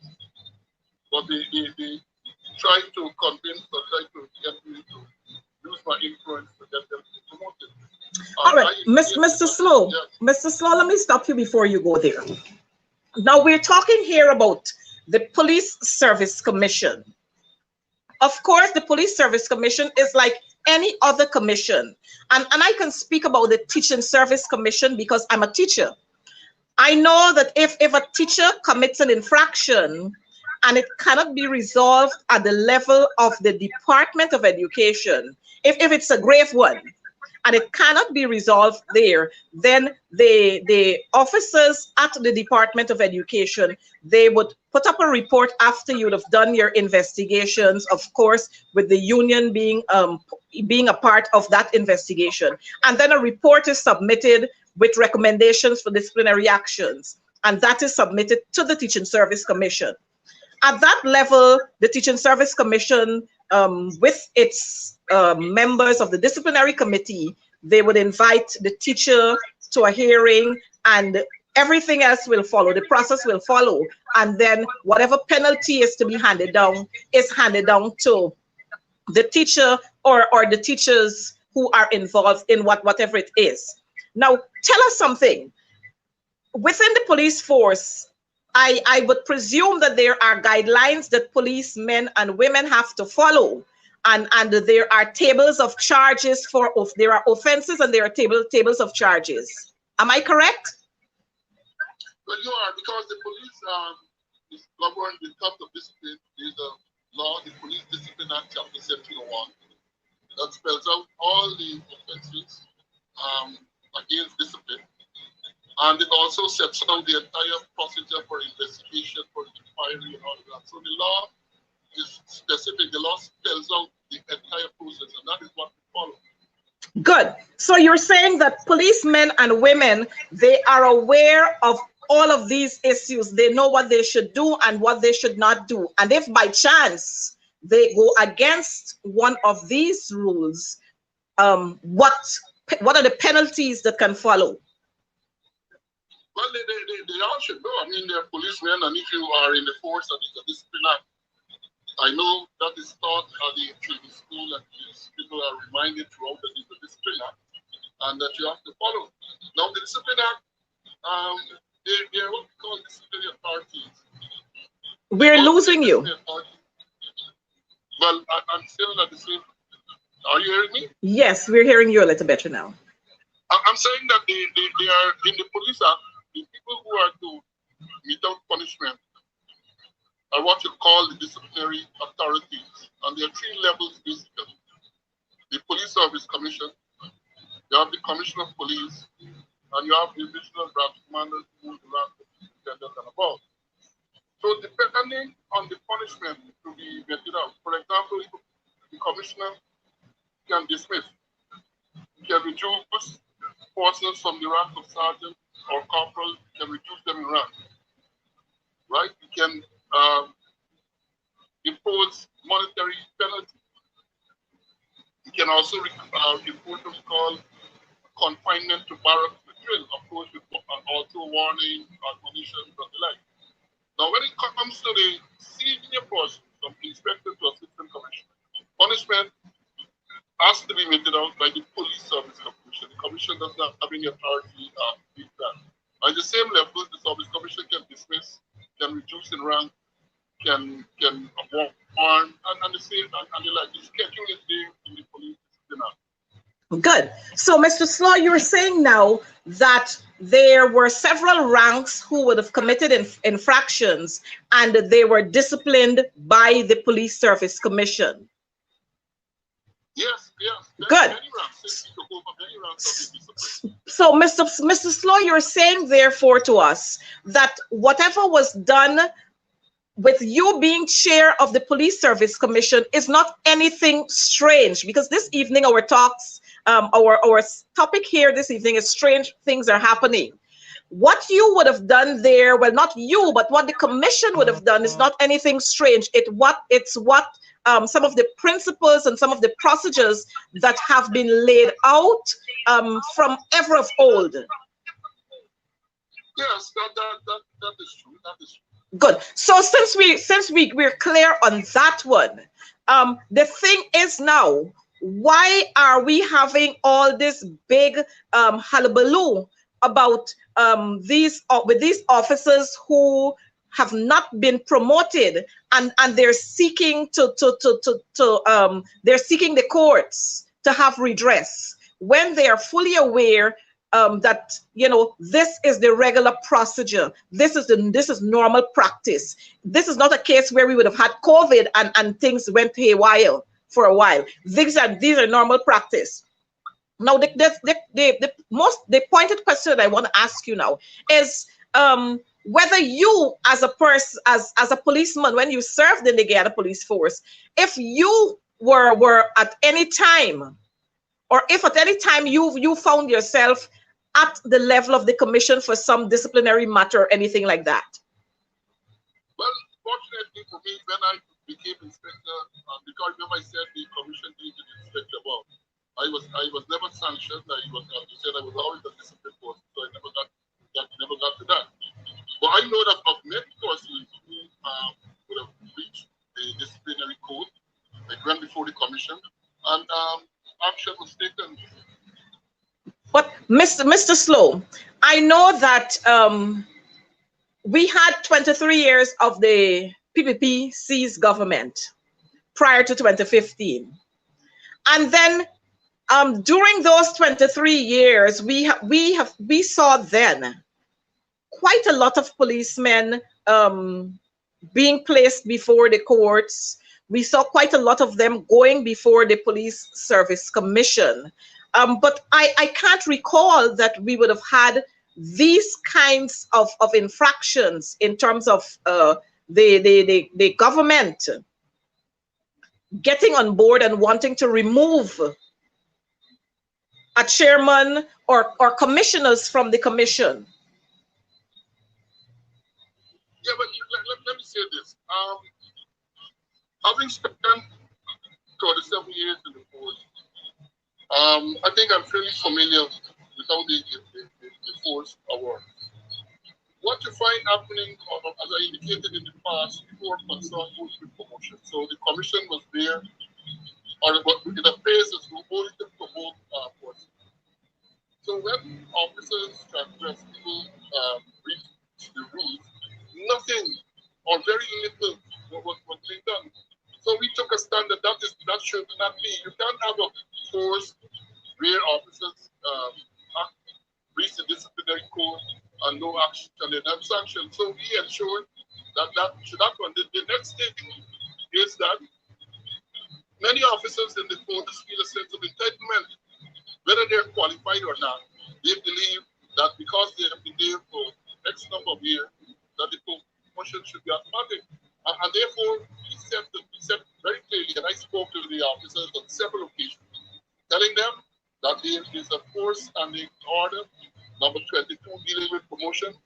It sets out the criteria for promotion, and that this service commission is going to ensure that the criteria are followed, and it includes persons not having pending disciplinary matters. It speaks about conduct, it speaks about qualification, it speaks about a whole set of stuff, and we said that we are going to make sure they were told long in advance. And I'm aware, because they recognize that we were going to implement those rules, and many of them might not be qualified. They were singing long ago that if they're not promoted, they were going to be promoted. So it's not wholly unexpected. What is unexpected and unacceptable is the fact that the president and senior politicians got involved in trying to influence the commission to promote it. So, Mr. Slow, you're saying to our viewers here that with the intervention of, with 2015, with the new regime and as the coalition coming on board, forming the government in 2015, in May of 2015, you're saying that the entire police force there was almost an overhauled police force in terms of the function of the commission. That's what you're saying to us? Well, when I got on board in 2018, I was sworn in, I think it was the 9th of August 2018, as members of the Police Service Commission. And we decided, as I said, to make sure that the rules were followed. We are aware, all of us former senior police officers, that before that, I mean, it was anything goes. A lot of political involvement in the promotion. We know that there are cases, even there are particular cases even now before the court, where an officer who was now retired, who was bypassed the promotion, even though he was highly qualified in favor of someone who could not fit the shoe, so to speak. But that person was favored by the political directorate, so it was promotion that was sometime around 2014 or 2013, sometime then. So the issue is, one more. The issue is that they just don't want the rules to be applied, because they recognize that once the rules are applied, then they are not going to be eligible for promotion. And that is the issue. The issue with the two officers, Karibash and along with others, is that they have disciplinary matters pending. In the case of Karibash, it's even more ridiculous because at the time when they were trying to get him promoted, he had a matter, he challenged the commission before the court to discontinue a disciplinary proceeding, a disciplinary charge against him. So how could he have been promoted? How could he have been considered for promotion, having a disciplinary matter pending and challenging the whole process before the High Court? Mr. Slow, I think our viewers are quite they're quite flabbergasted with what you were saying, because here is it: we expect the Guyana Police Force as a body with its members, this organization with its members who are there to protect and serve and to uphold law. We are seeing here that they're the ones who have been transgressing the law and they've been getting away with murder. And now that this new commission headed by Paul Slow is trying to put some systems in place, we're having a whole lot of crying and wailing and so on coming from some police officers who feel that they are being sidelined or they are being hacked on, just for the want of a better word, or they're just being sidelined by Mr. Slow. But we're going to get into a little bit of that. Mr. Slow, I know that you would have had your runnings with this the PPP regime before, when you served as commander in region number 6. Could you tell us a little bit about that? Well, you know, one of these days it will take a long explanation because it goes even further back than that. But in 2003, the incident you referred, there was a commander of Bordeaux. At that time, it was B Division. Now they call it Regional Division 6, but now that notice was B Division. There was a matter the police was investigating where a gentleman at Raymond, his son was shot. And during the course of the investigation, the police have to seize the firearm. We had several licensed firearms, so the police seized 2 firearms to have the investigation done, police checked and all that. The then Minister of Home Affairs called me, and after a little conversation, he actually told me he was directing, he was instructing me to return the firearm. The gentleman, I told him that the investigation had not reached the stage for the firearm to be returned. Well, he took that as being disrespectful because I should have returned the firearm there. The bottom line in that is that after the president himself, I remember, called me, like Mr. Chapio, and tried to persuade me to well, at that stage that to apologize because he said, Mr. Chapio, Mr. Gadraj had indicated that I was rude to him and I should apologize. I said, well, look, I am prepared to apologize, but I'm a policeman, and therefore let him reduce the complaint to writing. If you reduce it to writing, and I recognize that I was wrong, I am big enough to apologize. It was never reduced to writing. And I was threatened by the Mr. Jadu at that stage, who told me that called me directly the Monday following the incident to say that if I did not apologize to Mr. Gadrad, he would side with Mr. Gadrad and I would suffer the consequences. But I did not apologize. I maintained that I had done nothing wrong and I was not going to apologize. And then I got a letter from Mr. Green, who was the then Deputy Commissioner of Administration, to say that I should report to be reassigned to the Financial Investigation Unit, a non-existent unit at that time. The unit was only on people. And I went to court and challenged the decision. And I remember when we talked about it many times. No defense was put. We challenged the commissioner, Mr. McDonald, and we challenged the president, we challenged everyone. Because the lawyers said that they were removing me from office without cause. And they never defended the matter. And in 2004, I think it was, when Mr. McDonald remitted office and Mr. Felix took over, I then went back to the court and the truth, because the court ruling was that I should not be removed from my command in Bobby until the matter was ordered and determined. So in order to give Mr. Felix the opportunity to put me to wherever he feels was necessary, I went to the court eventually and I withdrew. That's after Mr. Magdalena retired from the court. So it started there. And it continued. And what people do not know, let me tell you this, people do not know that when I retired in 2010, having given all the service, my gift from the PPP government was a lawsuit.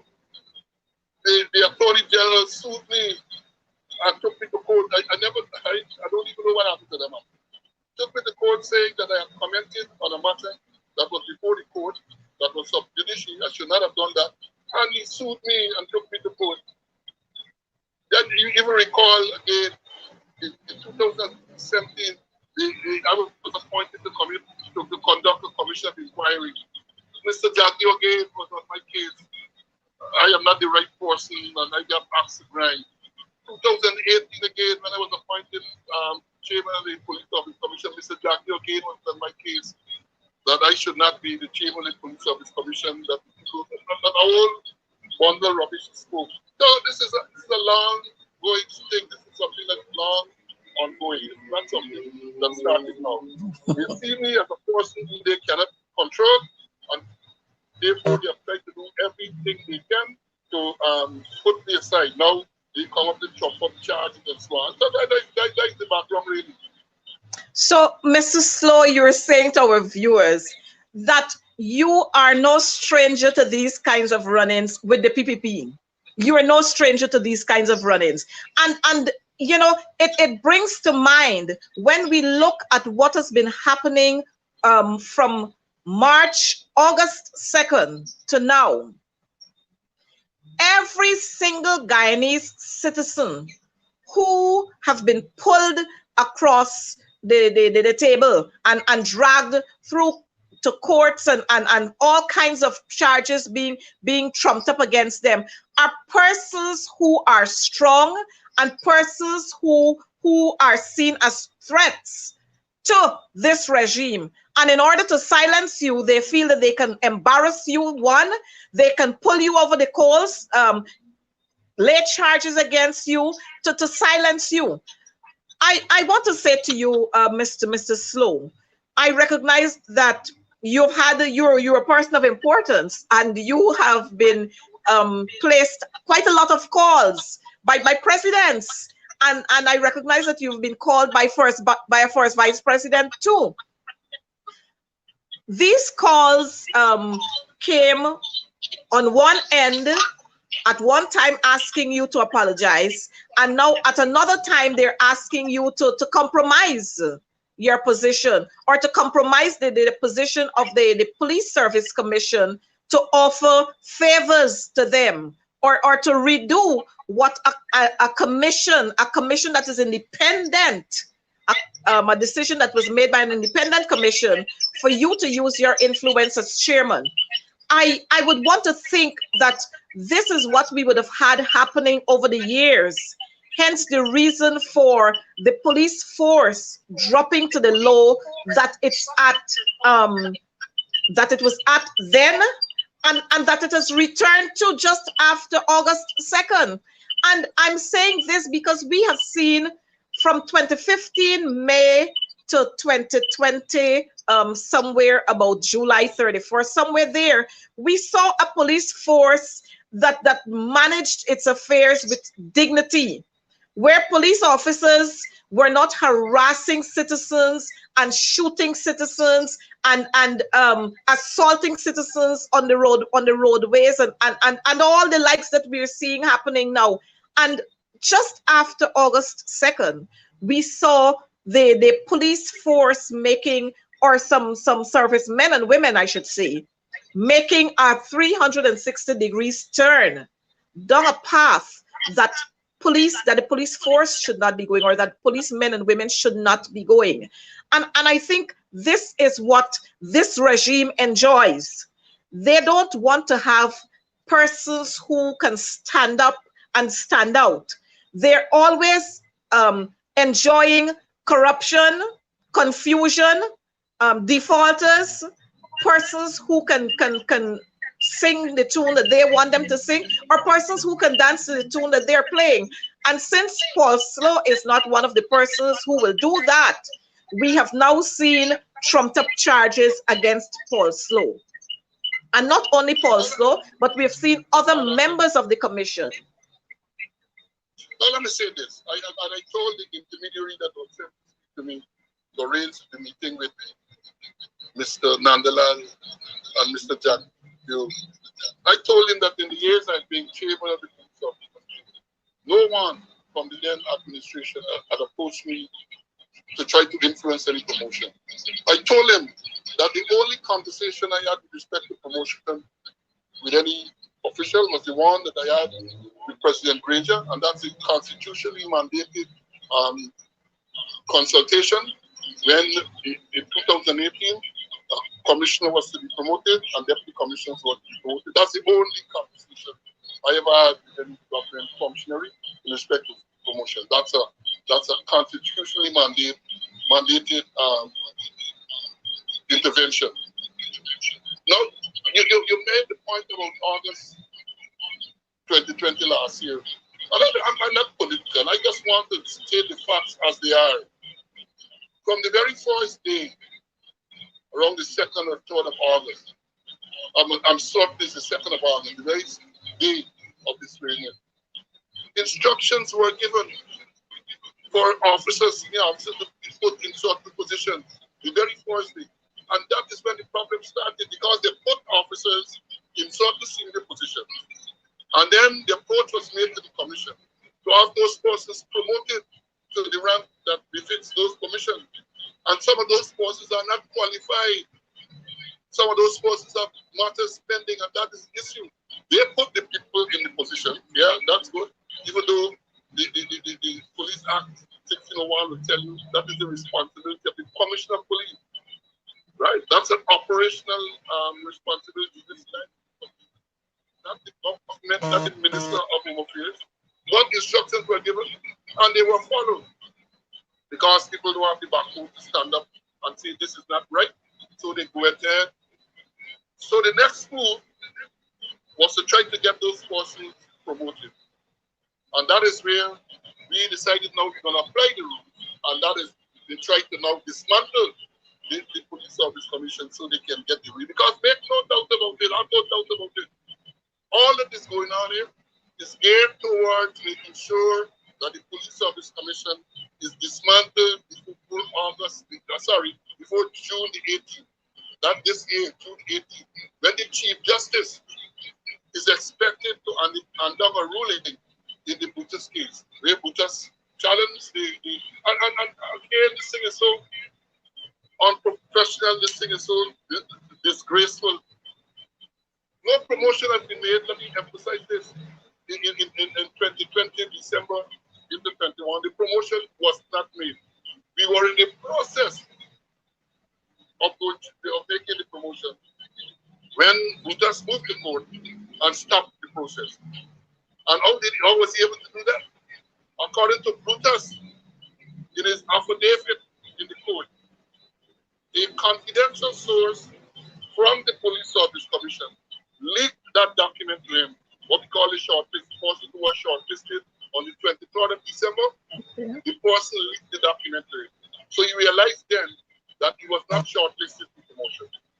The very night of the 23rd, I had a conversation with the president, Dr. Irfan Ali, and he wanted to know why those two persons, Butchers and Karim Bash, were not on the shortlist. I was surprised because I didn't realize that at that stage that the document had been leaked. But I told him, I said, well, you remember I told you before that we were pending this frame after. And not considered for promotion, the matters have to be completed. Of course, he carried on. And again, I want to emphasize that the very next day, December 24th, Mr. Conway and I spoke about it yesterday.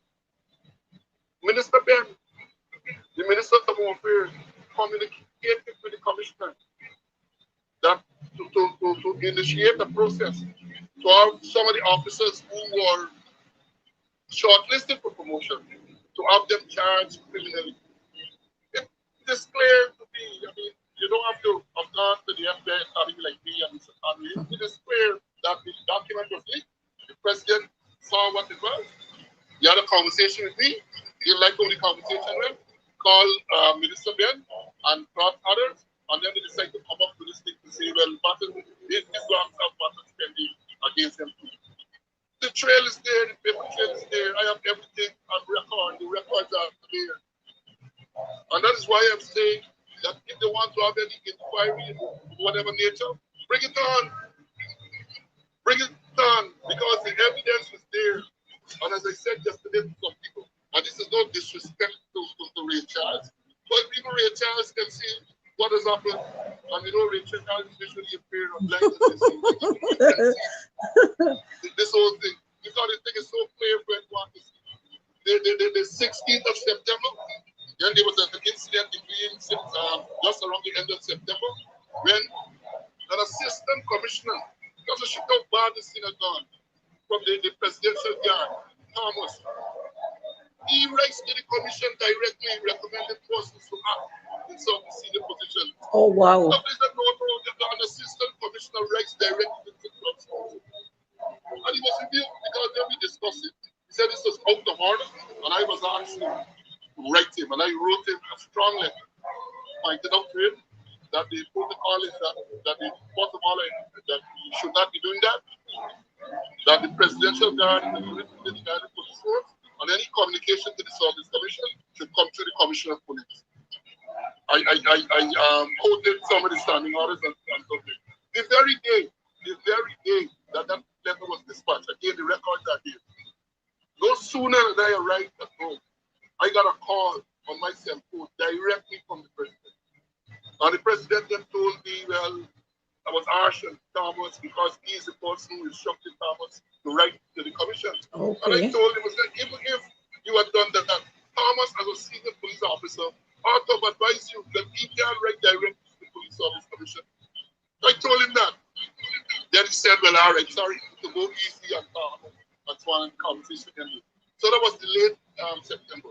Now, nothing happened between late September right up to December, because at that stage, we were behind the police force to submit the recommendations for promotion, because traditionally promotions are made on the last day of the year. During the big holidays like ball, you know, we made a lot of that. So we were waiting until then. So for the first meeting, we have to consider the recommendations, but on the 23rd of December. And when we finished that, we gave the preliminary shortlist. And I've already indicated that that preliminary shortlist was leaked. President and I spoke the night of the 23rd. Conversation did not go too well because I didn't get his way. Very irate. The next day, the 24th of December, Christmas Eve day, Minister Ben communicated to the commissioner, well, the person who's carrying out the functions of commissioner, because there's no commissioner, there's no acting commissioner either.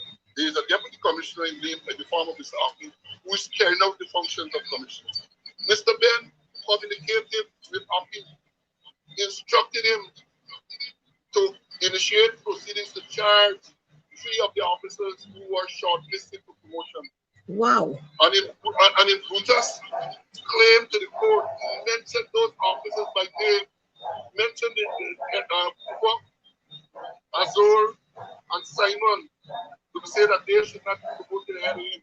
Because he is saying now that they too had this matter spending, and I guess in reference to the same instruction given by Mr. Ben to initiate proceedings. But I can tell you, there's no display matter pending against those back to the Service Commission, none.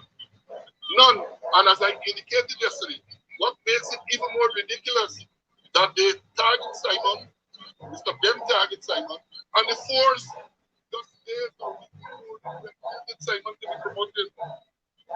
But now he's been targeted. And what? The documents are there because they wrote a long thing to say some time ago, how many years ago, he was at CAG quarters and some allegation was made against him. In the case of Cooper, the thing is that Cooper, while he was the commander of Region 5, fight during the demonstration for the Henry Boyce killing, that he did not act strong enough to get dereliction of duty. They claim, in the case of Azur, they claim that during the fiasco at the election office at Ashman's building, they are claiming, imagine, they are claiming Mr. Ben, Minister of Home Affairs, is claiming that Azur assaulted diplomats of foreign. He is claiming, he will make a complaint about being assaulted, but Mr. Ben is saying that he assaulted those persons, so he should be charged for that. I mean, this thing is ridiculous. This thing is ridiculous. Mr. Slow, I know that our viewers are listening to you. And I know that some of them have they're shooting comments all over the screen. We have seen a statement. Well, there was a press conference that was held by you with your attorney and all of that. And then we saw subsequently the president responding to some of the claims you made in that press statement. We saw the Attorney General, Anil Nandilal, making a whole lot of comments, and he's always alarmed when these things happen. And he is doubting the fact that at any time he made attempt to meet with you, and he's also doubting that the president made contact with you. And, you know, he made statements to the effect like this.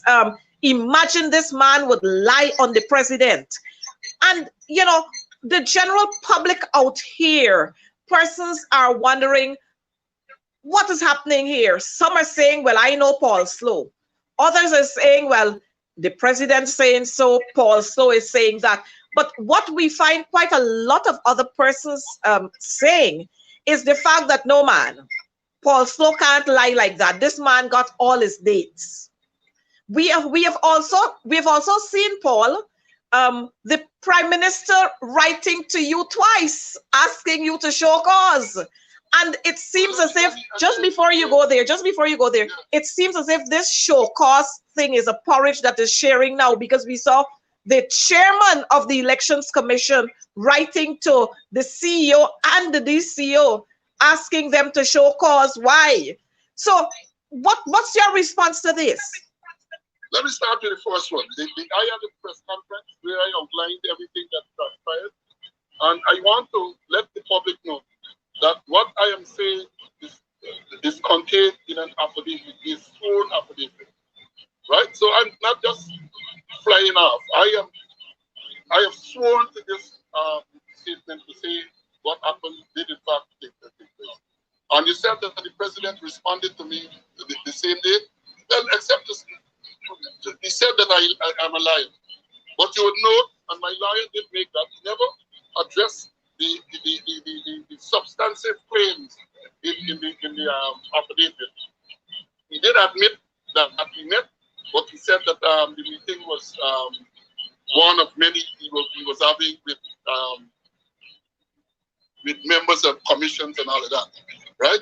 In terms of Mr. Nandalal's statement, Mr. Nandalal is a senior counsel. I never did laugh, but I said before, I am well trained. I was a police officer for 27 years. I never said Mr. Nandalal approached me to have a meeting. I said a gentleman came to me and said that Mr. Nandalal wanted. So if Mr. Nandalal is saying that never took place, you have to blame the gentleman, because the gentleman represented that to me. And this is the council making a ridiculous thing like that, right? And let me correct you again in terms of the letter from Mr. Phillips. And I know I made the point yesterday with the interaction on the camps. They were saying that Mr. Phillips wrote the letter to Hospital Park. I am saying Mr. Phillips signed the letter. I am saying sign the two letters. I am not sure that you know this letter. Mr. Slow, I'm laughing because I find this funny. You know, we've had instances where we heard about the president attending a university on the west coast of the Demerara in a village called Iflat. we're still to locate that university. So I am wondering whether both the president and the prime minister might have been students of that university, because for him to just affix a signature to a letter that he really doesn't know anything about, it's putting him not, let me say, like what folks would say, somebody put him on Bartica. He's somewhere on Bartica sailing. And this, it just goes to show how many persons we have in positions, but yet they cannot make firm and sound decisions in accordance with the positions they hold. They have to be led, and they are dragged to do all sorts of things to tarnish some of them, their good characters. Let me tell you about the first letter signed by the Prime Minister addressed to myself and Mr. Conway. Mr. Conway was arrested by the police on the 19th of May in relation to this allegation of conspiracy coming from the 19th of May. The letter signed by the Prime Minister to Mr. Conway and myself is dated the 19th. That speaks volume. Wow.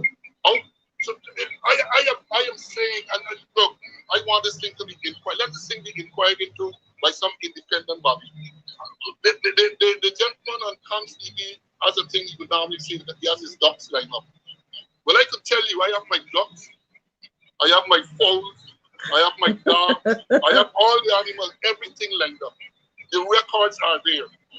I am just waiting at the appropriate time. The records are there. If they want to come and refute, let them come. Let's go to some inquiry. Let's have this thing revealed. And we will see who is telling the lie and who is telling the truth. I know that I am telling the truth, and that is why I was prepared to sign to an affidavit. I was prepared to swear to an affidavit that what I'm saying is the truth. Let them do the same. I challenge them to do the same. So, Mr. Slow, it means, therefore, that we are in for a good piece of showdown at some point, because I know just about 2 days ago, we saw on social media where they were reporting that Mr. Slow, and Miss Marcia Washington, they are no-shows again at court. We know the operations of this illegal regime. We know how they operate. And we know that they are just waiting to hear when Paul Slow touches down here, or whenever he touches down here. And they might very well have their servicemen waiting for you at the Chelly Jagan International Airport. How are you prepared to deal with that? Well, yesterday when that question was asked, my lawyer advised that should not get into that, because there are two aspects to this matter. There is a civil matter that my Mr. Selwyn Peters is dealing with, and there's a criminal matter that my attorneys in Guyana are dealing with, and they are going to deal with that aspect. But suffice it to say that I'm working abroad, and as soon as I'm able to return, I am coming to play my name as the system. I am not running, I have nothing to run from, I have nothing to run from. I will present myself and let the law take its course. I'm accused of conspiracy to defraud. The matter is before the court. I'm not going to comment much about that. Suffice to say that I will go and let them bring their and prove the case that they have made out. Mr. Slow, there's a young lady who would have made a claim too about sexual harassment. Yes, I don't know what I know of the allegation. I am not sure where that investigation is. So again, to say that in respect to the allegation of conspiracy to defraud, and this one I was never spoken to. No allegation was ever put to me, so I'm waiting for that to be done at some point. But in respect to the conspiracy to defraud, I don't think any allegation can be put any longer because the matters are very before the court. So I'm just waiting there to go and hear what the case is, and we're going to robustly defend ourselves against that case and any other case that should be brought against me or anyone else. Well, you know, Mr. Slow, we are so thankful for you being on here on advancing the cause with us this evening, because I know quite a lot of our viewers, quite a lot of our Guyanese citizens here and abroad, they are quite disturbed about all of these developments. And in particular, they are even more disturbed that when we look across the table at the men and women who have been drawn before the courts and charges are trumped up against them, they are of one particular race. Basically, they are of one, the majority of them, 98% of them are of one particular race. Is that of some bit of concern to you? Well, I don't, as I said before, I don't, and it should be of concern to any right-thinking person. But I'm not gonna get into the motives and all of that. Why they're doing that? We all have our views, we all have our beliefs. But I leave that at that because I'm saying that this whole thing involving the commission, as I've said, is a part of a diabolical plan to remove the commission. You can't get me to do what you want to do, so you bring this trumped up child. Which can't stand legal scrutiny. We know that, but if that will come up in the report. Allegation of sexual harassment, that too will be dealt with when it reaches the court. So there is this plan. There's also the plan to dismantle the police service commission. Because I have warned people and saying that this thing now has moved beyond trying to get Brutus and Karimbash promoted. Because whenever the new commission is formed, names are being called, they're going to have put in place, and that is why they have sought to dismantle the police association, because the police association has the responsibility of nominating forces to be part of the commission. So they're trying to dismantle that to install a commission that is going to take orders as to who should be put in place, right? So I'm saying that there's gone beyond the promotion of Brutus and Karimbash. It is now got to the stage where they're trying to ensure that those persons who are mentioned, the Coopers and the Azores, are not promoted.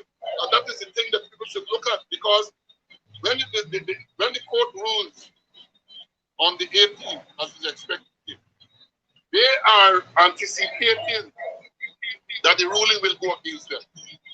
And the Police Service Commission will then be allowed to do its work and make promotions. So they anticipate that the same shortlist they start might very well be turned out to be the list with those persons' names. Okay. So the move now is to make sure that when the commission, the decision is handed down by the Chief Justice, there is no commission. There is no commission. So we get this whole concept based on the trumped up charge, and then we get a second show cause letter signed by the Prime Minister. Also, for every member of the commission now to show cause why you should not advise the president to have what to remove. And I know time is short, but I would ask persons to read Article 225 of the Constitution, which speaks to the removal of constitutional members. It's a long process. And if the law is to be followed, this process can't conclude before August 10th, when the commission ends. So they're trying to do, and I anticipate a lot of illegal stuff is going to be done between now and June the 18th. And the lawyers are going to do that. I know what is a game plan. I have been around, as I've said. I am well trained. I have been in the force for 27 years. I have maintained my professional training. I've been working all over the Caribbean and further field. So I know what I'm talking about. That is the plan. The 18th of June is the day for the ruling by it should have been the 24th of May. It was put off at the last moment. There's another issue all by itself. So the 18th of June. So they're anticipating now that the 18th of June, in the event the ruling goes against them, then you can dismantle the commission. So therefore, no promotions can be made until such time that a new commission with people who are malleable, people who are favorable, people who can be cajoled, people who are able to cajole, people who can instruct him to make certain promotions, and then they will have him. That is it. And the thing is demoralizing to the forcemen and this and that. The last spoke about demoralizing. Let them check to see what is demoralizing the force. Not the fact that the commission is doing what the commission should do. What is demoralizing the force? All the political moves that are taking place, all the senior proposals, every single senior proposal that has taken place since August 2 has come from either the president, the vice president, or Minister Babe. Every single one. And I gave them the challenge because the records are so much so that if you look, you will see the things that carefully thought out. So a person is put into a position today, and next 3 weeks or a month, it be gone. It's a draft in place. Put the man here. One man was sent to Region 1. Shortly after he moved from Region 1, he got to Region 6. One man is that is what's going on. And note two, the people who are sidelined, it was mentioned yesterday. Deputy Commissioner Paul Williams, looking after COVID. Yep. Assistant Commissioner Andrew Jr., he at CDC. Senior Superintendent Azul, he's someplace. Senior Superintendent Cooper, looking after the mountain branch, looking after ours. Jesus. You get Superintendent Stanton, he moved to someplace. That is what has been happening, and that is what is demoralizing the force. That the fact that the commission is doing what the commission is supposed to do. I have received numerous messages from ranks who are happy that finally they have a commission that is fair. And let me say this. The secretary to the commission, Mr. Jago Jason, he was there before, he was removed, and then he was returned sometime last year. He is on record of complimenting me as chairman and the members of the commission of how professional and how fair we have been. He has indicated clearly that all the years he spent at the commission, he has never seen the commission doing that much work and acting so fairly and professionally. That is Jacobin Jason, the Secretary to the Service Commission. Wow. Mr. Slow, again, I want to thank you on behalf of our viewers for being here with us, for sharing with us all that you have shared with us. And I want to put you on advance notice that we're going to invite you to come on this program where our viewers can get to see you. I'm not sure what has happened, but where our viewers can see you and hear you talking more about what you have done while you served in the Guyana Police Force and would have reached to the level that you're at, that you came off at, and when you return to serve again with dignity in the commission as chairperson, and how much they appreciate what you have been doing. We, like I said earlier, we have never seen a police force being so transformed in less than 2 or 3 years. But here is it now. Residents, citizens, everyone, persons are worried about the direction that the police force is going to be going down into, or the direction that they're going to be going into if the illegal regime of the day is allowed to have their way with the police force commission and to have a say and to dictate and to direct who must be where and who should not be where. Citizens are worried. But again, let me say to you, Mr. Slow, as I'm seeing on the comments here, the folks from BV, they're saying, they want me to say to you and to say to everyone else listening that you are a BV man and they are with you 100%. And this time, not long time. I'm seeing folks from Linden saying, Mr. Paul Slow, we are standing by you. We understand what is happening, and we know that you are telling us the truth. I'm seeing folks here from Berbice complimenting you on the manner with which you served in Berbice, and they're saying that Mr. Paul Slow will be the person who is going to be victorious at the end of the day. Mr. Slow, I want to thank you so much for being here with us on advancing the cause. And we are going to continue to advance the cause for our citizens across this country, for all the wrongdoings that have been done, and for all that has been meted out to our people, the way our people have been victimized the way our people here, and I'm saying our people because we are one. We don't see race, we don't see creed, we don't see color. We see persons here as Guyanese. And we will continue to stand against all those transgressions that have been meted out against our people. Yes, I know that some persons are going to be some persons are saying that we are slow and things should be happening, but I want to assure you that we cannot allow things to just happen. Systems have got to be put in place. And just like you said, Mr. Slow, you have all your facts there and you're just waiting for the right time to release. The same thing with the coalition who is now in opposition and our MPs. We are putting the systems in place so that when we decide to make a move, we are going to be standing on solid ground, one. And two, we are going to have events rolling off that we can sustain for a long period. We know that this is quite a challenging time for all of us.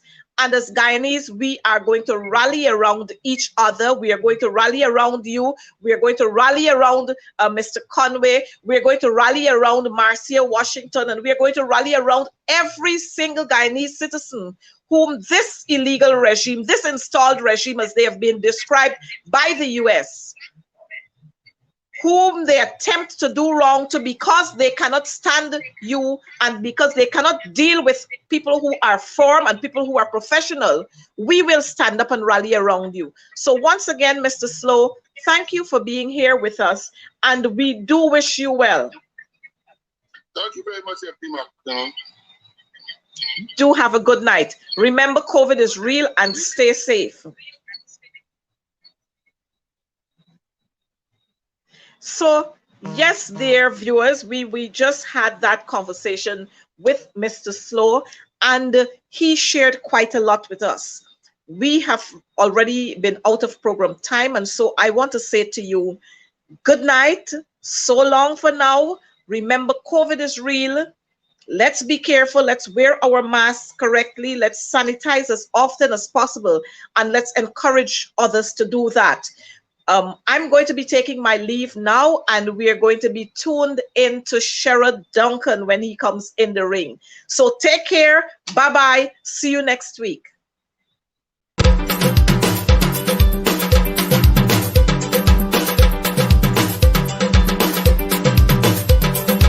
Holla the blow, blow, blow. Holla the blow, blow, blow. Holla the blow, blow, blow. Holla the blow, blow. Blow the man. Holla the blow, blow, blow. Holla the blow, blow, blow. Holla the blow, blow, blow. Holla the blow, blow. We go have a grand time all night tonight. All night tonight. All night tonight. We go have a grand